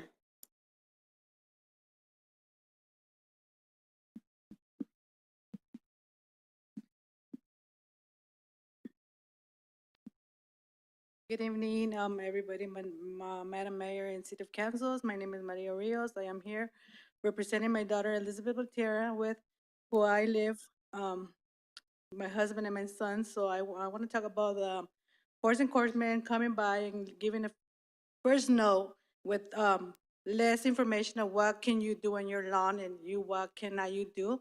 So we're going to go ahead and do the natural grass.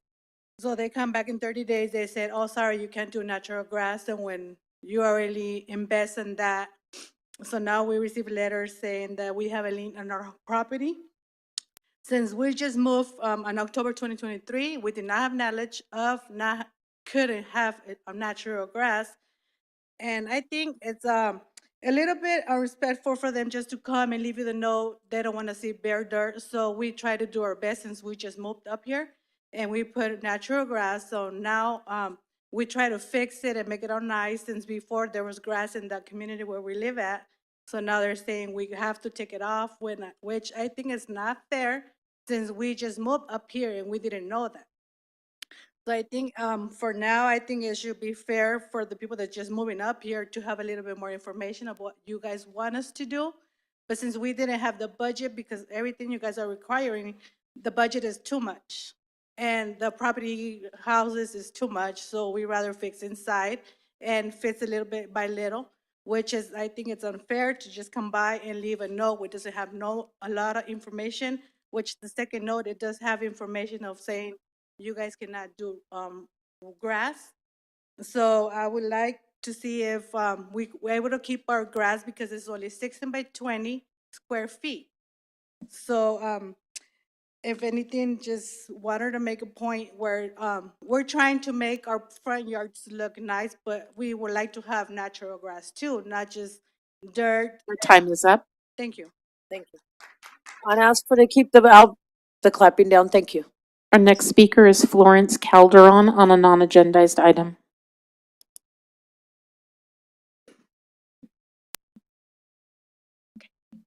Hi, my name is Florence Calderon, Madam Mayor and Councilman.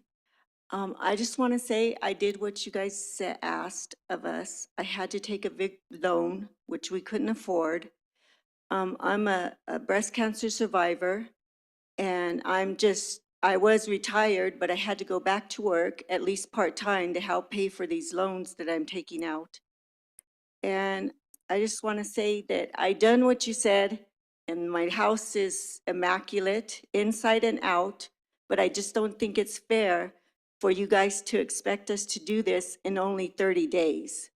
This is just too much on a person. And you got to figure people are ill and have other things wrong with them. And a lot of people can't afford it, what you're asking. That's all I wanted to say. Thank you. Thank you. Next speaker. Our next speaker is Mariana on a non-agendized item.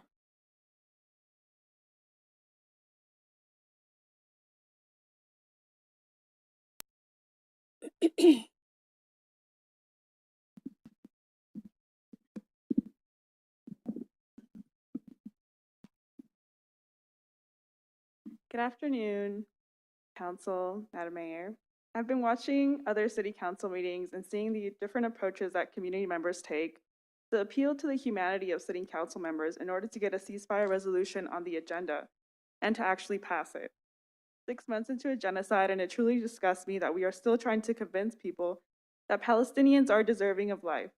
Palestinians are exhausted of having to prove their humanity to all of us, while at the same time facing starvation, displacement, and death.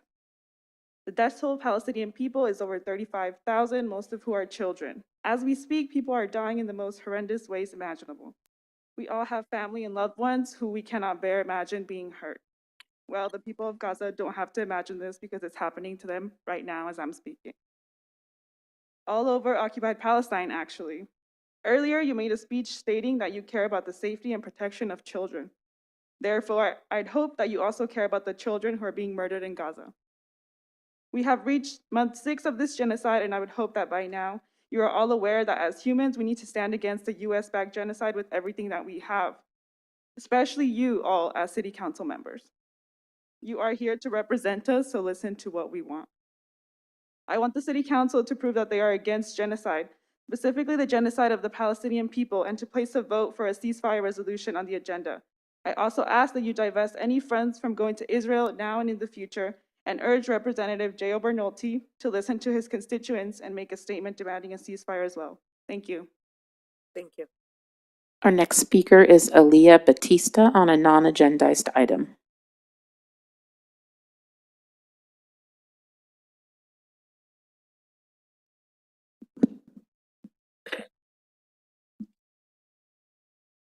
Hello, Mayor and Council. My name is Aaliyah Bautista. I am a 21 years long resident of the city of Victorville, and I am asking that you put a permanent ceasefire resolution on the agenda. Today marks day 192 of the ongoing genocide in Gaza. For some, it is another day of a war that they do not understand, but may we lift that veil of ignorance, for nobody has that luxury anymore. For the people of Gaza, it is another day where on average 250 Palestinians are murdered, 37 of which are mothers and more than 100 being children. It is another day of more than 10 children having their limbs amputated without any anesthetic, and people dying of starvation and dehydration from a man-made famine. Almost half of the population of Gaza is under 18, and when adults are made aware of the suffering and abuse of children, it is our collective responsibility to do something about it. I am not sure if you're aware, but yesterday, April 15th, there was a global shutdown for Palestine. Across this country are people that care for humanity, and I know the residents of Victorville are the same. So, may you do what the federal government has yet to and demand a permanent ceasefire. Thank you. Thank you. Our next speaker is Brendan O'Brien on agenda item 11.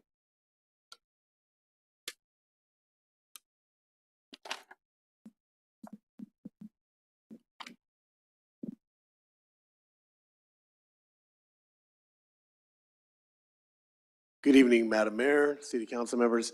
My name is Brendan O'Brien. I represent the California Route 66 Museum and Route 66 revitalization. And first and foremost, I just wanted to thank you for putting on the agenda addressing the lights in Old Town. I think right now there's a lot of momentum and excitement with some of the activity in Old Town, specifically with two events that just took place that were organized by local groups. One being the HD Family Event Center, and they threw a beautiful event on Friday, as well as the Market 760 group that threw an event at or adjacent to the museum. There was so much excitement, and you can see that there's such a huge appetite for people that have lived in this area to come down to Victorville and really enjoy themselves. Going to addressing the lights, I appreciate the grid that you put together, specifically for my last visit here. The concern is really the alleyways between 4th, literally 5th, 6th, and 7th, and perhaps back behind 7th Street, and in between B, C, and D. Not D Street, but the alleys in between. There's still, if you see the red X's or red dots that are on and highlighted clearly, those would be great improvements to, I think, Old Town, and I think it'd build a really strong business case for the city of Victorville, in the sense that the reduction in crime is going to reduce vandalism. There's going to be a lot of costs that are going to be saved there. And it's going to encourage a lot of people and inspire a lot of people to come down to Old Town and visit Old Town, the city. Thank you very much. Have a good evening. Thank you. Next speaker. That concludes our speakers for this evening. Thank you very much. This time, we're going to move on to our public hearings. Our first business in order is item 1, award of construction agreement to Huntington Beach Electrical, Inc., and notice of exception for Hook Park Soccer Field lighting installation, project CC 24-077. Mr. Metzler, would you kindly introduce this item? Thank you, Madam Mayor and members of the council. This is a project that's been a long time coming, long time envisioned, and certainly a long time planned. And this is ultimately a project that will electrify and light up the Field 6 is what it's commonly referred to at Hook Park. It's the track field. And so, as you'll recall, earlier this year, in January of 2024, we had actually brought an item forward to you to actually purchase the light standards, the lighting system, and we actually approved that to actually get the purchase of the lighting components in advance. And so this item, after having gone through the design, the actual public bidding process, the opening of closed seal bids, satisfying our purchasing process effectively, we have this item before you that effectively will ultimately complete the construction of the lighting system at Hook Park. And so with that, we have laid out the information that details the results of the public bid process. This item does require slight additional appropriation to the budget, which is outlined in the fiscal impact section. And then finally, in terms of ultimate construction, so as to not impede the actual school activity that's occurring at Hook Junior High School, which is the adjacent school. The coordination that we're offering here is to begin the construction as the summer recess begins. So with that, a lot of hands from your staff went into this project, but the author on the item is your building official, Mr. Joe Sleggers, and he's available for any questions or comments you might have. Thank you very much. Madam Clerk, would you please read the recommendation? That the Honorable City Council conduct the public hearing and receive testimony regarding the proposed proposed project and contract. Close the public hearing. Find the proposed project categorically exempt from the California Environmental Quality Act under CEQA Guidelines Section 15314, minor additions to schools.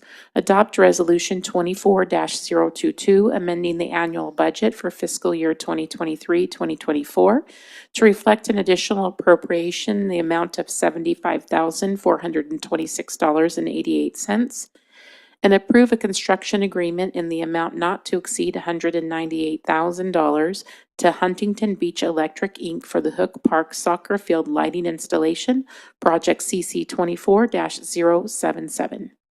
Thank you. At this time, we're going to do technical questions from our council members regarding this item. Councilwoman Irving? I don't have any questions, but I continue to express my excitement about this project. Thank you. Thank you. Councilmember Jones? None, thank you, Madam Mayor. Thank you. Mayor Pro Tem Harriman?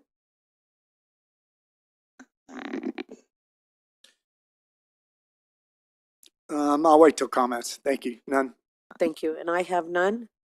At this time, I'll open the public hearing. Madam Clerk, are there any requests to speak? No, Madam Mayor. Thank you. I'll now close the public hearing, and I'll invite a motion for this item. Thank you, Madam Mayor. I move that the council take action in accordance with the recommendations set forth on the agenda as to points 3 through 5, with points 1 and 2 of which were already disposed of. Second. I have a first by Councilmember Jones, a second by Councilmember Irving. Comments on the pending motion? Councilmember Jones? None, thank you, Madam Mayor. Thank you. Councilmember Irving? I don't have any additional comments. No, thank you. Thank you. Councilmember Harriman? Yeah. God, I'm just disappointed. The Hesperia contractor missed this by $300, and I really am stern about liking to keep our money in the high desert. And so that's my comment. $300, $198,000, and they came in $300 over. So that's a bummer. Anyways, that's all I have. Thank you. I have none. Madam Clerk, will you take the vote? Councilmember Irving? Yes. Councilmember Jones? Aye. Mayor Pro Tem Harriman? Yes. Mayor Becerra? Yes. Motion passes with Councilmember Gomez being absent. Thank you. We have now taken action to approve points 3 through 5 of the staff's recommendation as presented on the agenda. Item number 2, annexation of tract map number 18980 into Drainage Facilities Assessment District Number 1 and Landscape Maintenance Assessment District Number 6. Mr. Metzler, would you kindly introduce this item? Thank you, Madam Mayor and members of the council. This item involves the final step in an annexation process to both Drainage Facility Assessment District, which is commonly referred to as a DFAD, along with the Landscape Maintenance Assessment District Number 6, which is commonly referred to as an LMAD. And so as traditional or typical conditions of approval placed upon the tentative map, at the point in time when the tentative tract map is moving towards the final recordation stage, is effectively when the developer has to satisfy the conditions of approval that were imposed upon it at the Planning Commission level. And so with that, this map, which is located north of Silica Drive and abutting the west side of 2nd Avenue, this project is going through that process to where it's attempting to annex in, and resulting from previous direction by the council. We have completed the engineering study, authorized a vote to take place, and effectively this meeting is to both consider the votes cast and determine the appropriateness in moving forward with the requested annexation. So with that, this item is led by your city engineer, Mr. Freddie Bonilla, and he's here for any questions or comments you might have. Thank you, sir. Madam Clerk, would you please read the recommendation? That the Honorable City Council conduct the public hearing, take testimony, conclude the public hearing, and direct the city clerk to tabulate the assessment ballots, adopt resolution numbers 24-024 and 24-025, declaring the results of the property owner protest ballots, And if no majority protest exists, adopt resolution numbers 24-026 and 24-027, confirming that no majority protest exists, adopting the engineer's report as final, ordering the annexation of tract map number 18980 into Drainage Facilities Assessment District Number 1 and Landscape Maintenance Assessment District Number 6, and the levy and collection of assessments on the parcels therein commencing in fiscal year 2024-2025. Thank you, ma'am. At this time, I'll take technical questions from our council members. Councilmember Jones? None, thank you, Madam Mayor. Thank you. Mayor Pro Tem Harriman? None. Thank you. Councilmember Irving? No questions, thank you. Thank you. And I have none. At this time, I'll open the public hearing. Madam Clerk, are there any requests to speak? No, Madam Mayor. I'll close the public hearing. Madam Clerk, would you please tabulate the assessment ballots? Madam Mayor, no majority protest exists. Thank you. I'll invite a motion for this item. Yes, Madam Mayor, I move that the council take action in accordance with the recommendations set forth on the agenda as to points 4 and 5, with 1 through 3 already having been disposed. Second. Sorry. Okay. Ladies first. I have a first by Councilmember Jones, a second by Councilmember Irving. We'll take comments on the pending motion. Councilmember Jones? None, thank you. Councilmember Irving? No comments, thank you. Mayor Pro Tem Harriman? I have none. And I have none. Madam Clerk, will you take the vote? Councilmember Irving? Yes. Councilmember Jones? Aye. Mayor Pro Tem Harriman? Yes. Mayor Becerra? Yes. Motion passes with Councilmember Gomez being absent. We've now taken action to approve points 4 and 5 of staff's recommendation as presented on the agenda. We will be moving on to the consent calendar, items 3 through 7. Madam Mayor, Yes, ma'am. is it possible that we take a 5-minute recess? Yes, ma'am. At this time, we are going to take a 5-minute recess. We will return at 7:45. Thank you. That's 10 minutes. 10 minutes. It's 10 minutes. 9 minutes. Okay. Okay.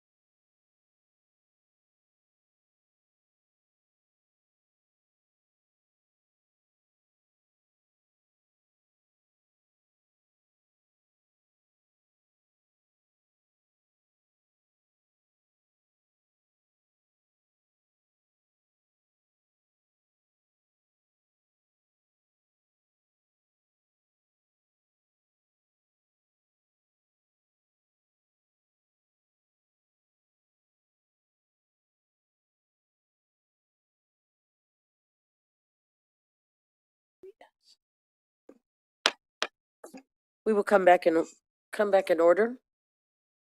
At this time, we'll take the consent calendar, items 3 through 7. Question? You looking for a motion? Yes, Oh, ma'am. but, pardon me, Madam Mayor, may I just have a brief comment on one item, number 11, if I could? Go ahead. Thank you. So I just wanted to give kudos on item number 11. Excuse me, Item 11, I was just going to say, we're in 3 through 7. I'm sorry. I wrote down the wrong number. It's the, it's the Wellness Center, item number 6. Okay. I just wrote it down wrong, sorry. Item number 6, the Wellness Center quarterly report. So happy to see that on the consent agenda. Kudos to Mr. Metzler, of course, and his team for preparing this really informative report. I think it gives some insight to our entire city about just what we've done in terms of helping the homelessness in our community. Thank you, Madam Mayor. Thank you. I'll invite a motion, For items, 3 through 7. I move that the council adopt items 3 through 7 Okay, Second. in accordance with staff's recommendations. there we go. Second. Madam Clerk, will you take the vote? Councilmember Irving, Yes. Councilmember Jones. Aye. Mayor Pro Tem Harriman, Yes. Mayor Becerra. Yes. Motion passes with Councilmember Gomez being absent. Thank you. We've now taken actions for items 3 through 7 in accordance with the recommendations as set forth on the agenda. We will now move forward to written communication, item 8, budget amendment for additional highway safety improvement program grant funds for 7th Street traffic signal modification project and project coding update. Mr. Metzler, would you kindly introduce this item? Thank you, Madam Mayor and members of the council. Last month, March 19th, we awarded a construction contract to Eleanor Belco Electric in the amount of $3,996,000 and some change for a few projects, including the 7th Street traffic signal modification, along with traffic signal project at Village Drive at Puesto del Sol. And since that time, we've actually, as a part of that item, we actually appropriated funds to basically award that contract and have the construction work proceed.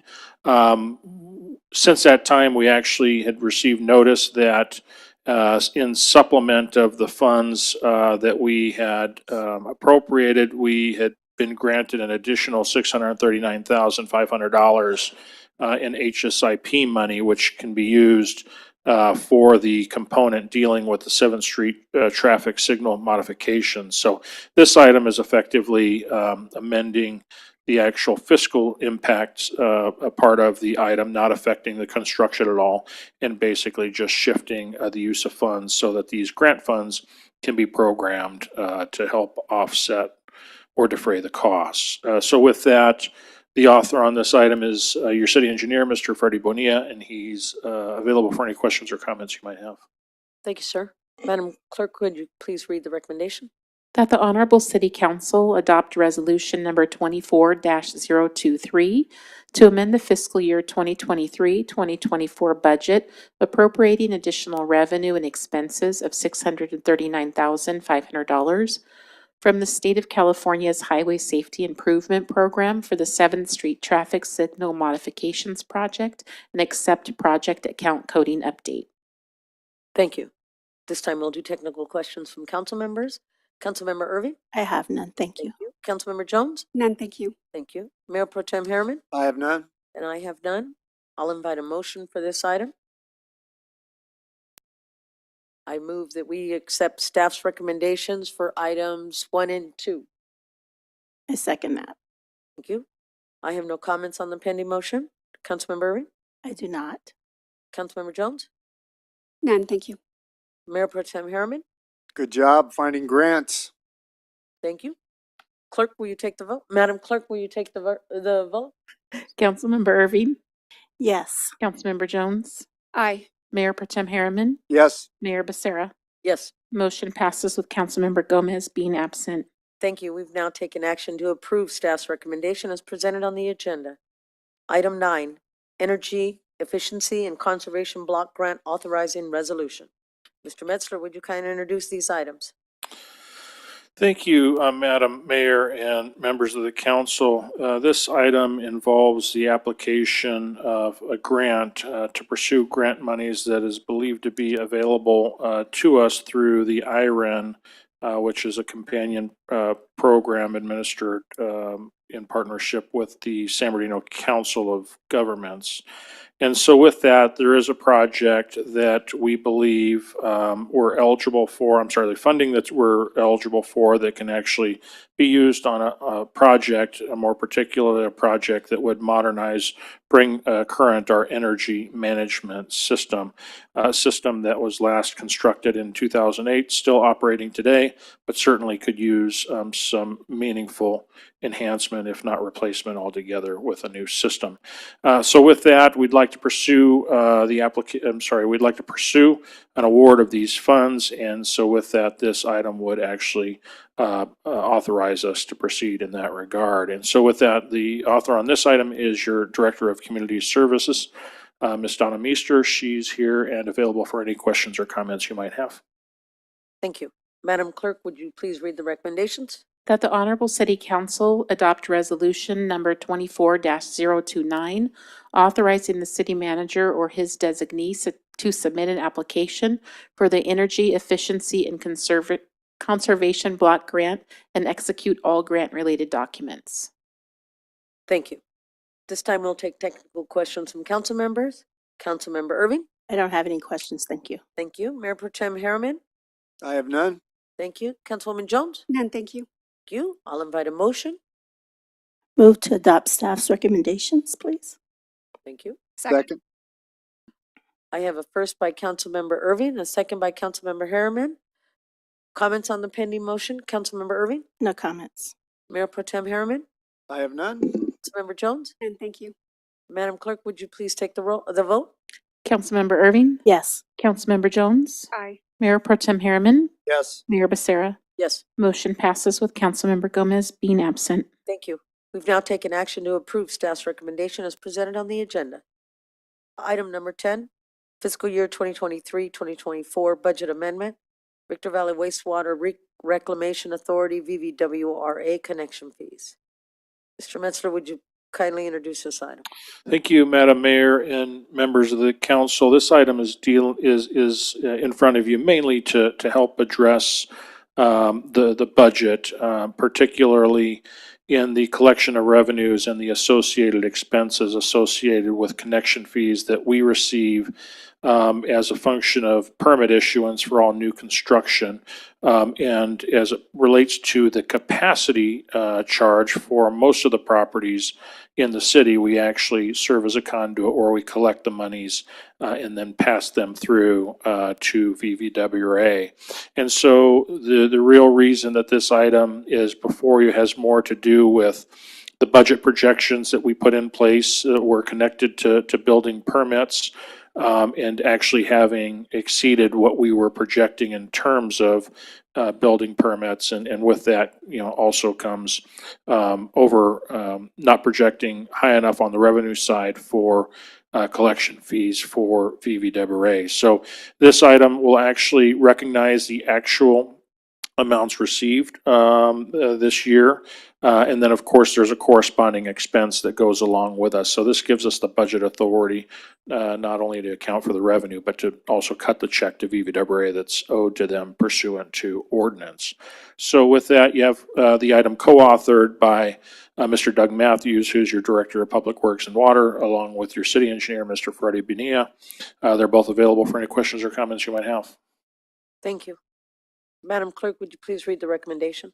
That the Honorable City Council adopt Resolution Number 24-028, amending the budget for fiscal year 2023-2024 to increase the revenue and expenses associated with the pass-through connection fees collected on behalf of Victor Valley Wastewater Reclamation Authority in the amount of $656,000. Thank you. At this time, we'll take technical questions from council members. Councilmember Irving? No questions, thank you. Thank you. Councilmember Jones? None, thank you. Mayor Pro Tem Harriman? None. I have a question.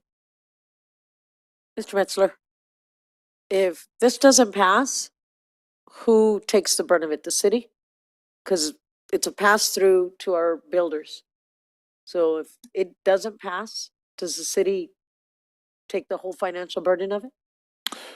No, not exactly. This item really involves amounts we've already collected. So we actually already have received these funds as a function of the developers that we've worked with having pulled permits.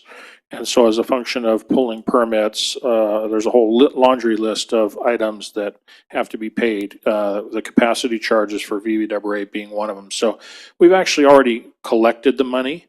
But to be able to expense that money and actually cut the pass-through check to VVWA, this item really is just is approving the requisite revenue and expenditure entries to the budget so that we stay within budget authority.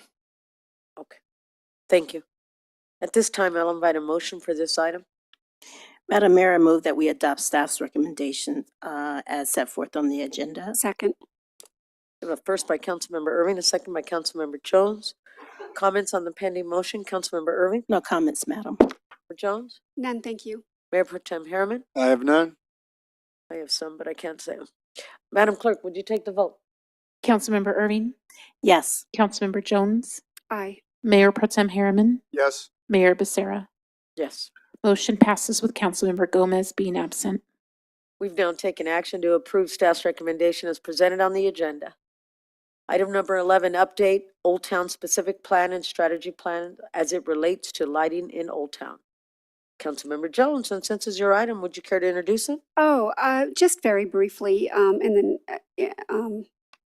then, well, we'll see if Mr. Metzler further introduces it. But so, yeah, I requested this item in response to some comments from a community member at our last meeting, and it kind of followed the same trend that we've had over the years from people concerned with lighting throughout Old Town. Just wanted to take a look at where we are now with this to get an update from it so that this council is fully aware of where we are. And if there's any further discussion needed on it. Thank you, Madam Mayor. Thank you. Mr. Metzler, would you like to add anything further? Madam Mayor, I think it's fair to share with the council and also with the audience and the members of the public that, of course, the subject of lighting in Old Town is a subject that's not new to us. In fact, we have dealt with and attended to concerns and issues regarding lighting dating back to 2019. And so with that, one of the things that we did, not knowing exactly where the council wanted to go with this item, is we did incorporate an extensive amount of the background that I think there's more to it than what's actually here, but for the sake of providing the best summary that illustrates, where we've been and where we've gone, we have provided that for you in the staff report along with an updated map, a map that's even more updated than what's in the actual printed version of the agenda. We actually placed a printed version on the dais for you. And so we have given a considerable amount of care to the Old Town area, having added quite a few, more than a few, a lot of street lighting in areas that were believed to be deficient.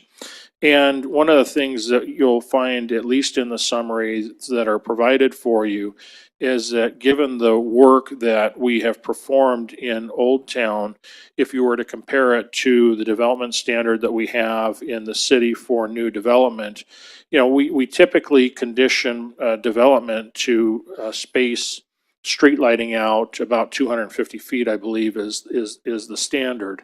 And so one of the things that we measured, regardless of that being the citywide standard for new development, with all of the investment we made in lighting in Old Town, we certainly exceed that, especially with the addition of the lighting that we have in Old Town. And of course, the bigger focuses have been in the areas where you actually have traffic, so that's your roadways, or roadways that are intersecting with alleyways, and in a few cases, you have actual lights in alleyways. But, we, from a staff perspective, from a professional perspective, as we considered the standard that's applied to new development, and then considered, of course, the request from members of Old Town over the many years of the past, going back to 2019, we have made investments, and we actually believe that we've made meaningful progress in terms of exceeding the citywide standard. That being said, I think where we're at with the council now, especially with this item before you, is to the extent the council wants to see something more. I think that's a policy question of this council, and if there is a policy question of this council, certainly it'd be helpful to share that with us as staff so that we can determine the appropriate course of action to take. And then, of course, there's always the issue of cost, but till we understand what the desire is of the council, it's really kind of hard to pinpoint how we're going to deal with the cost element of it. That's all I have, Madam Mayor. We do have a large team that has a lot of knowledge about this subject and can offer a lot more discussion based upon the questions you have. Certainly Janelle Davidson, Deputy City Manager, but Scott Webb, certainly on the planning side, and then Freddie Bonilla as well on the engineering side. So we're all available for any questions or comments you might have. Madam Clerk, would you please read the recommendation? Any action is at the discretion of your honorable city council. Thank you. Technical questions now from council members. Councilmember Jones? Oh, thank you. Excuse me, Madam Mayor. Mr. Metzler, does the height of the lighting have any significance in terms of how far it illuminates out into an area? The answer is yes. I'm certainly not expert enough to speak on what is the ideal height, but of course, yes, if the pole height is too low, you're likely going to get lower amount of coverage area, and certainly the higher you go, your lighting is going to dissipate and lose the effect. I don't know what the sweet spot is, but I'm sure there is one that obviously factors in the ultimate study that would determine where and at what height you build those. Okay. And then referring to the report on attachment B, I think I have page 1648 in the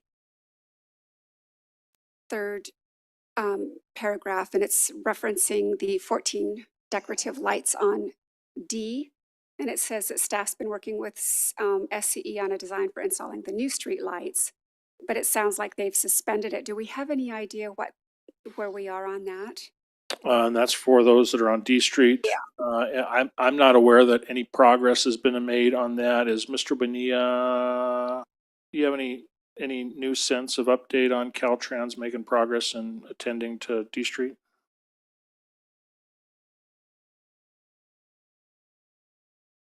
Madam Mayor, members of council. Yes, we have reached out to Southern California Edison. Unfortunately, they do not have an LED retrofit for those decorative lights along 7th and D Street.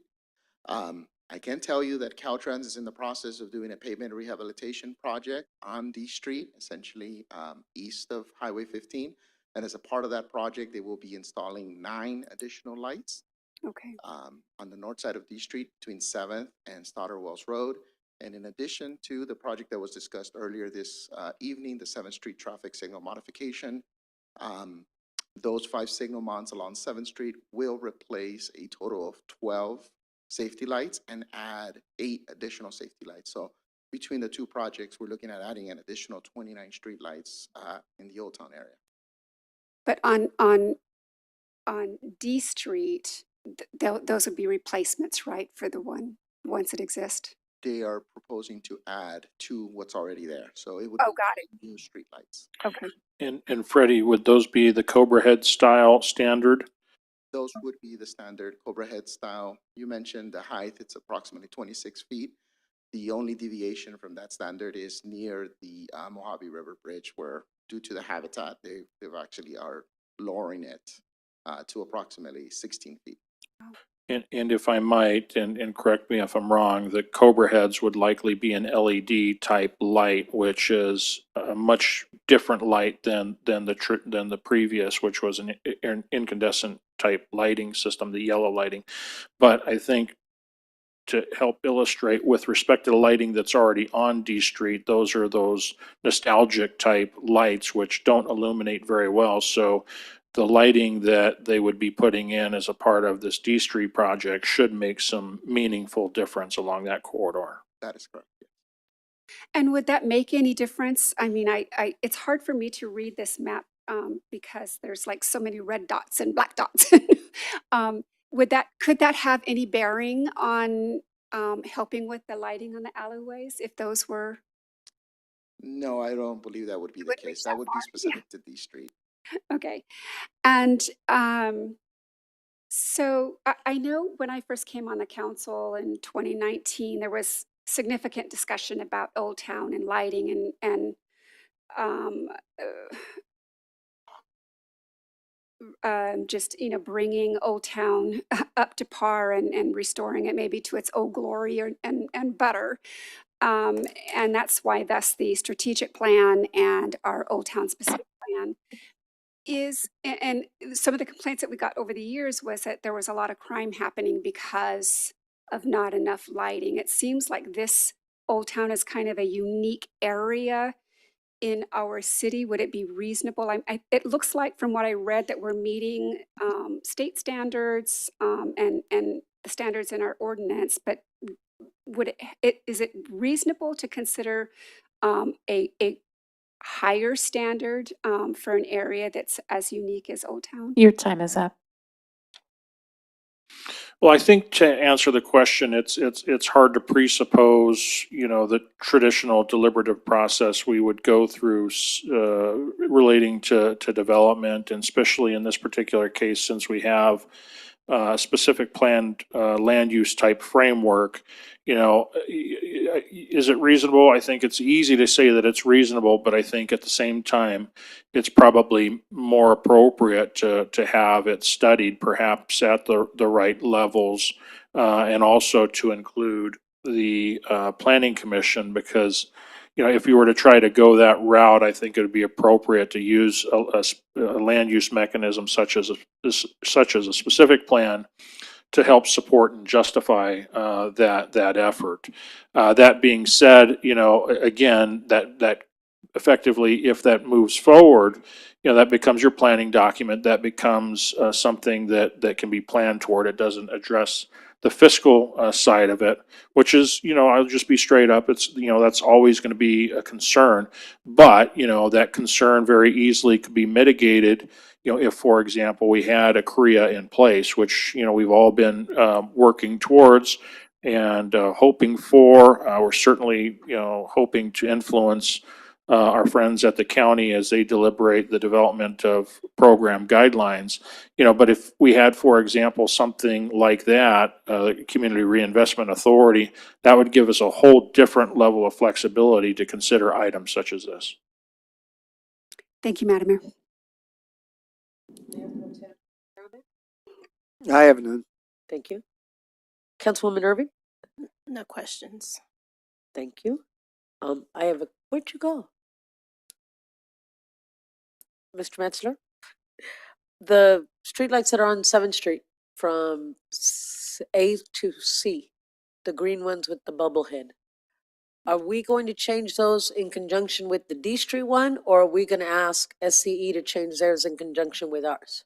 My understanding, and correct me if I'm wrong, Freddie, but my understanding is with the new 7th Street lighting project, a street lighting project that's going to go in, we're going to be putting in additional Cobra heads effectively in addition to what's existing. Are we actually taking out the nostalgic ones?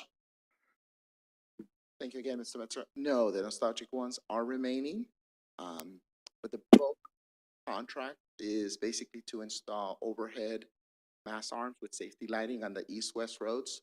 So when you look at that, we're going to be adding approximately 8 additional safety lights and replacing 12 of the existing high-pressure sodium fixtures. So all in all, it would be 20 new safety lights at those 5 intersections.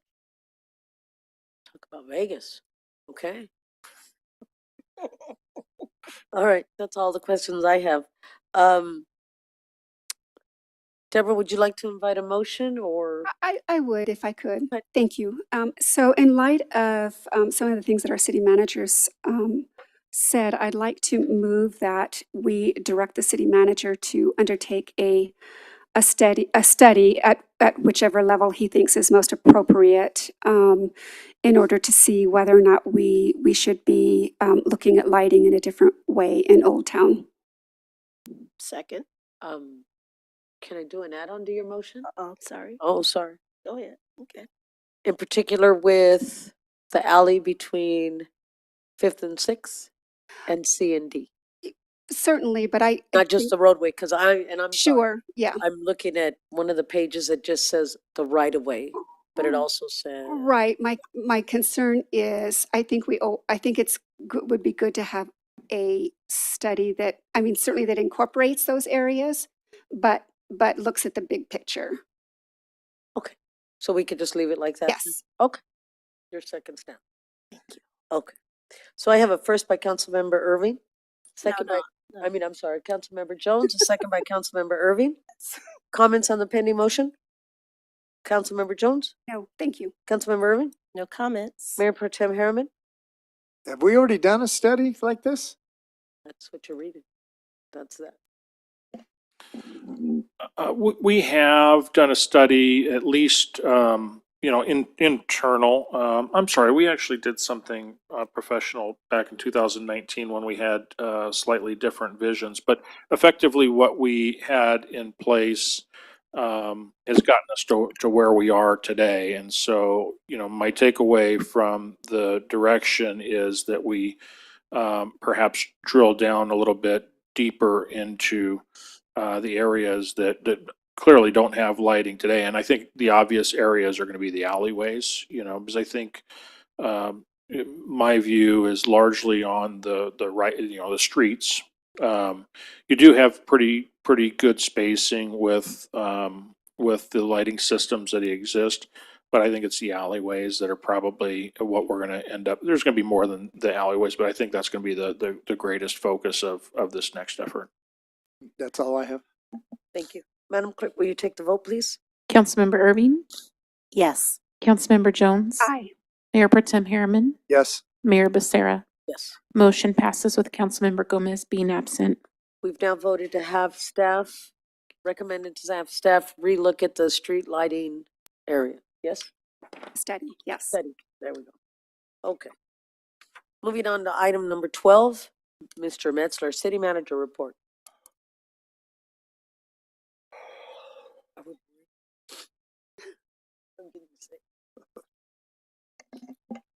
Thank you, Madam Mayor and members of the council. Yes, I do have a few items. Animal Care and Control Division is going to be hosting another event, an animal adoption event, this Saturday at our Amargosa office between the hours of 9 a.m. and 2 p.m. So have lots of furry friends for the family.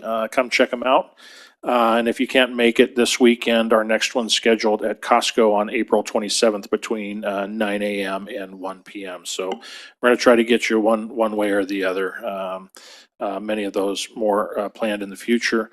On the building side of the house, as of yesterday, April 15th, Monet Construction started mobilizing for the construction and renovations for the new Victorville City Library located over at the Green Tree Golf Course. So we're planning a groundbreaking ceremony for mid-May, and construction is expected to be completed in late 2025.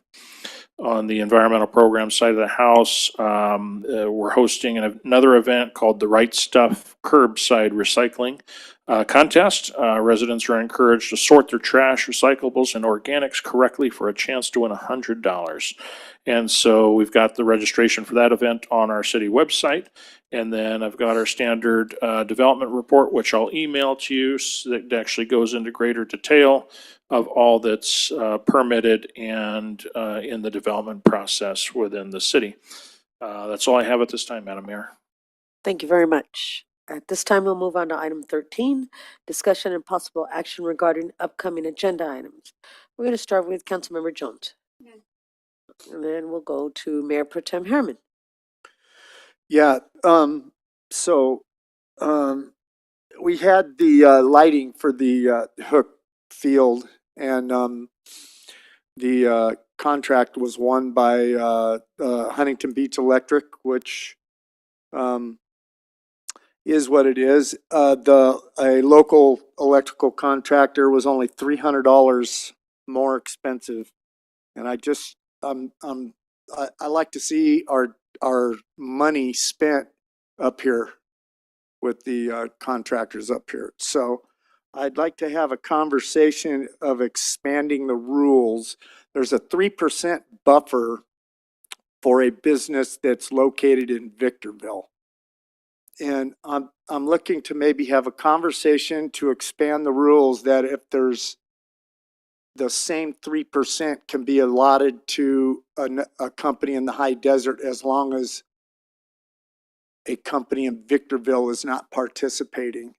And in short, I guess that with that, I think that would enable the other electrical contractor to be awarded the project, and then almost $200,000 would have stayed in the high desert instead of going to beautiful Huntington Beach. Okay. Madam Clerk, was that clear enough to what we need to do? So basically what I'm understanding is that Councilmember Harriman would like to have an item on the agenda that expands the rule relative to 3%, you said allotment,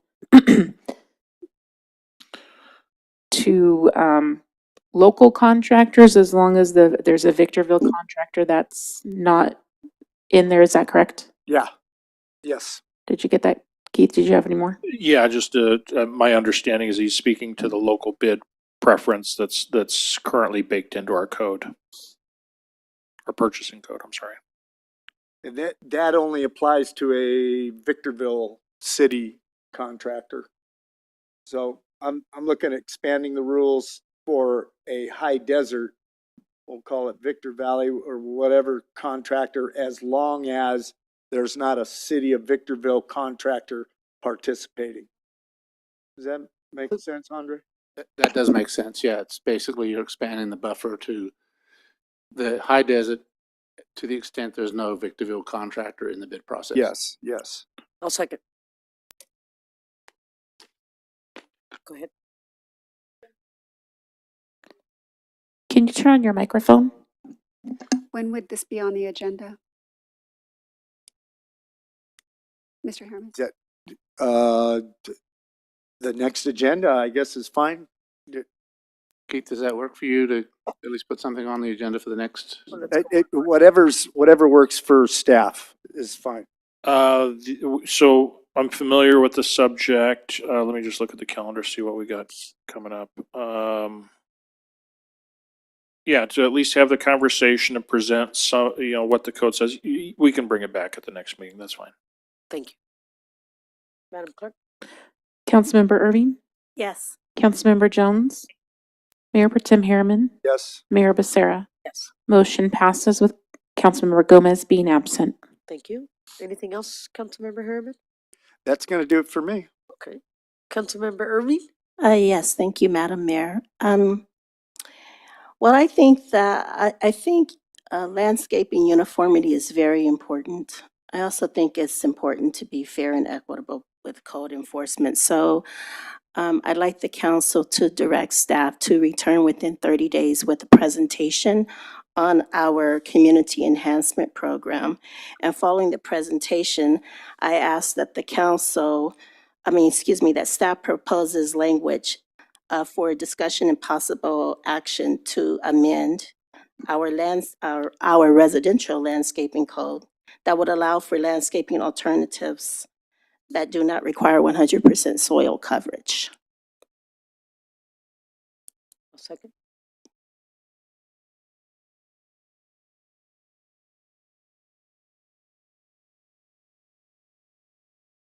Go ahead.